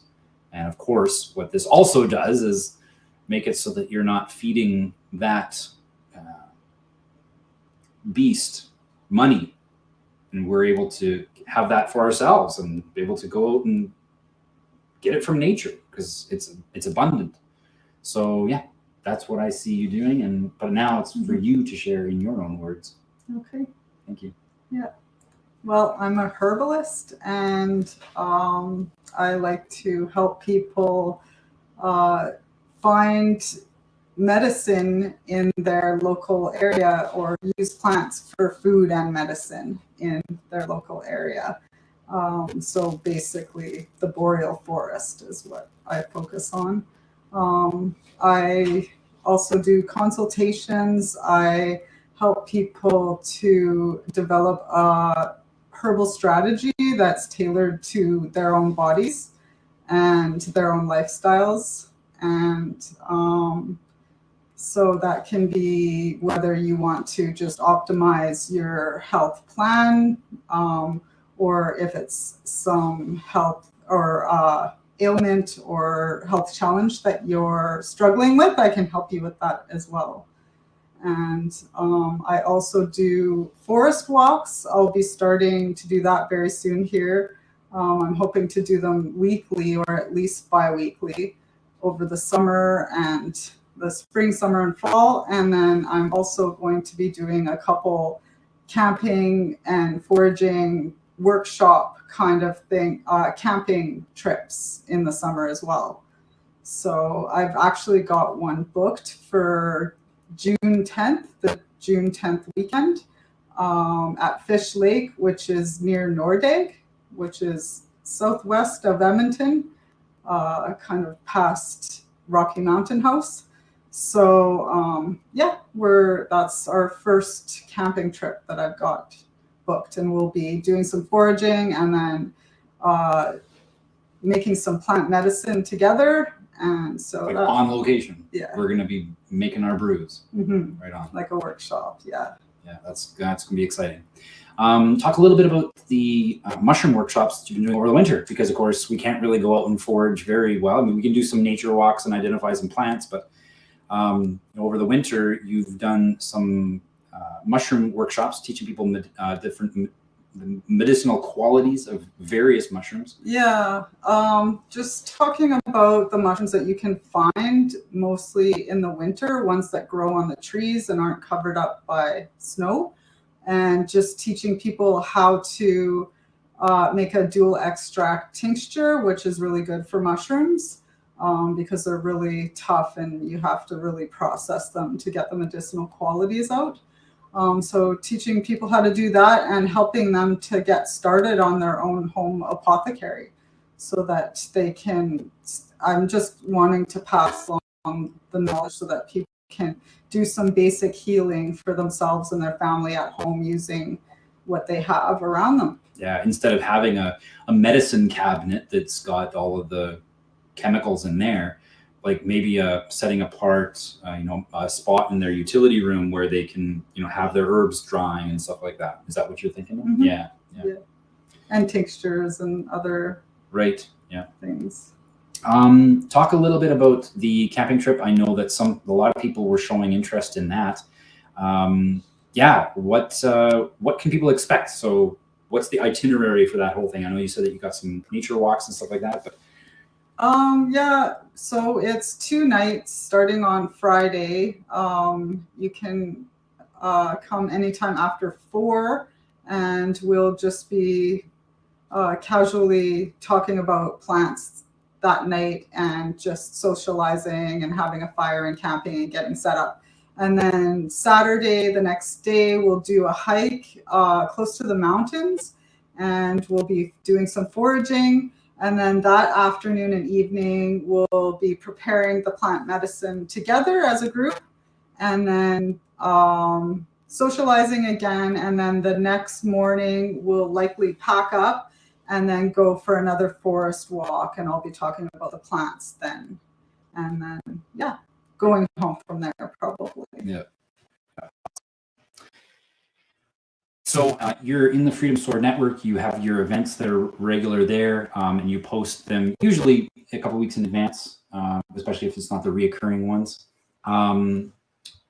Is there, you've got a website that's coming out soon? Yes. And so once that's out, we'll probably put it up in the description of this video so that people can refer to that. Anything else that you want to share with people? Well, if they would like to ask questions or book a consultation, they can get a hold of me through the Freedom Store, or maybe you can give them my email address. Yeah, here. I'll put it up here, sure. And I also just recently got my hands on a vibrational frequency generator. How did I forget about that? For doing vibrational therapy, actually. So that's very exciting. So I plan to use that in combination with herbal remedies as well. So yeah, if Awesome. you have any questions about that, just let me know. Yeah, awesome. Give an example of something that you've heard either in through other people's testimony of what that machine is able to do. Well, it can do almost anything. It can kill cancer cells, and it can remove toxins, heavy metals. It can cure Lyme's, so it can do almost anything. Yeah, it's amazing. With frequencies. I remember one of the things, because I had migraine at the beginning of the year, you had said that in their Telegram channel that someone had said that they had the onset of a migraine. they put it to the right frequency, and the And it migraine is gone. immediately, Yeah, gone. in a flash. Yeah, Yeah, that's fascinating. pain management as well. Yeah. Yeah, very cool. Mhm. Awesome. Wow, what a stream. That was 2 hours and 4 minutes. Thank you to everybody that contributed. We are really, really excited about all of the revolutionary things that are happening, right from the trucking convoy all the way to our health and vitality, and how it is that we're able to take care of ourselves without requiring anybody else to tell us how to be healthy. Imagine that. And this is what we want to bring forward for people in Freedom Sword, is access to the different resources and the people that are experts in these fields, the people that are even pioneers in these discoveries of what's possible for us in our freedom. And so if this is of interest to you, I encourage you to join. I'll have a link in the description. And I can't thank you guys enough. This is a great way to start off. I think something that we can do on a regular, especially for the people when they've got questions. This is a great platform to deal with it live and on the go. Mhm. So thank you, everybody. Have a good rest of the evening, and look forward to. Well, let's go back to the comments here. Thank you so much, everybody. Yeah, everybody's saying thank you. Yes. Awesome. Thank you again, everybody. Great news. And yeah. Oh, I know. I want to talk about the next event that is really big. We need it to go wild and crazy. Mm-hmm. And that is over the Christmas holidays, leading up to the Christmas holidays, I had people reaching out to me wondering if there was anything that I could help them, give them, so that they could go and help their families wake up enough that they would be able to be invited for Christmas. That's literally the quality of consciousness that our society was diving into. And it was very sad. It's very sad that it got to that for a lot of people. And in our community, we had someone who has a restaurant, and they opened it up without any expectation of return. They opened the restaurant to us, and we filled that place up, and we had a potluck. We didn't have to order off the menu. They offered their dishes for us. They cleared the tables, and again, like that is such a beautiful gift that they gave to, we had probably 60 to 70 people that otherwise may not have been able to gather with their friends and family over the Christmas holidays for a meal. And the fact that they did that is going to last in the hearts and minds of many of us for the rest of our lives. And so we want to give back to that family that did that for us. And so on the 16th of February here, there is an opportunity to grace them with our presence. We'll be ordering off the menu and making sure that they've got a great night. Whether or not there are restrictions, we're going to go there. It's going to be a private event, so that way we can kind of fly in under the radar. But it's going to be fantastic, great opportunity to socialize, get to know each other, and get away from this idea of isolation and social distancing. And so, yeah, I wanted to share that and thank Rhonda here she's even watching. Her and her husband are a godsend to this community, because without that, we wouldn't have had something together. We wouldn't have been able to throw it together in the kind of time that we did. So we want to thank them. And that's the last announcement, I think. Anything else? Can you think of anything else? About Freedom Sword? Yeah, you think kind of announcements or about Freedom Sword? Yeah. Are they all on there? People are still on. Yeah, we're still got 13 people. Are they on the network? Some of them are, some of them aren't. Yeah. That's about it, I guess. Yep. Okay, wonderful. Everybody have a good night. Honk, honk. Honk, honk. That's right. Honk, honk. Honk, honk. We'll talk to you guys later.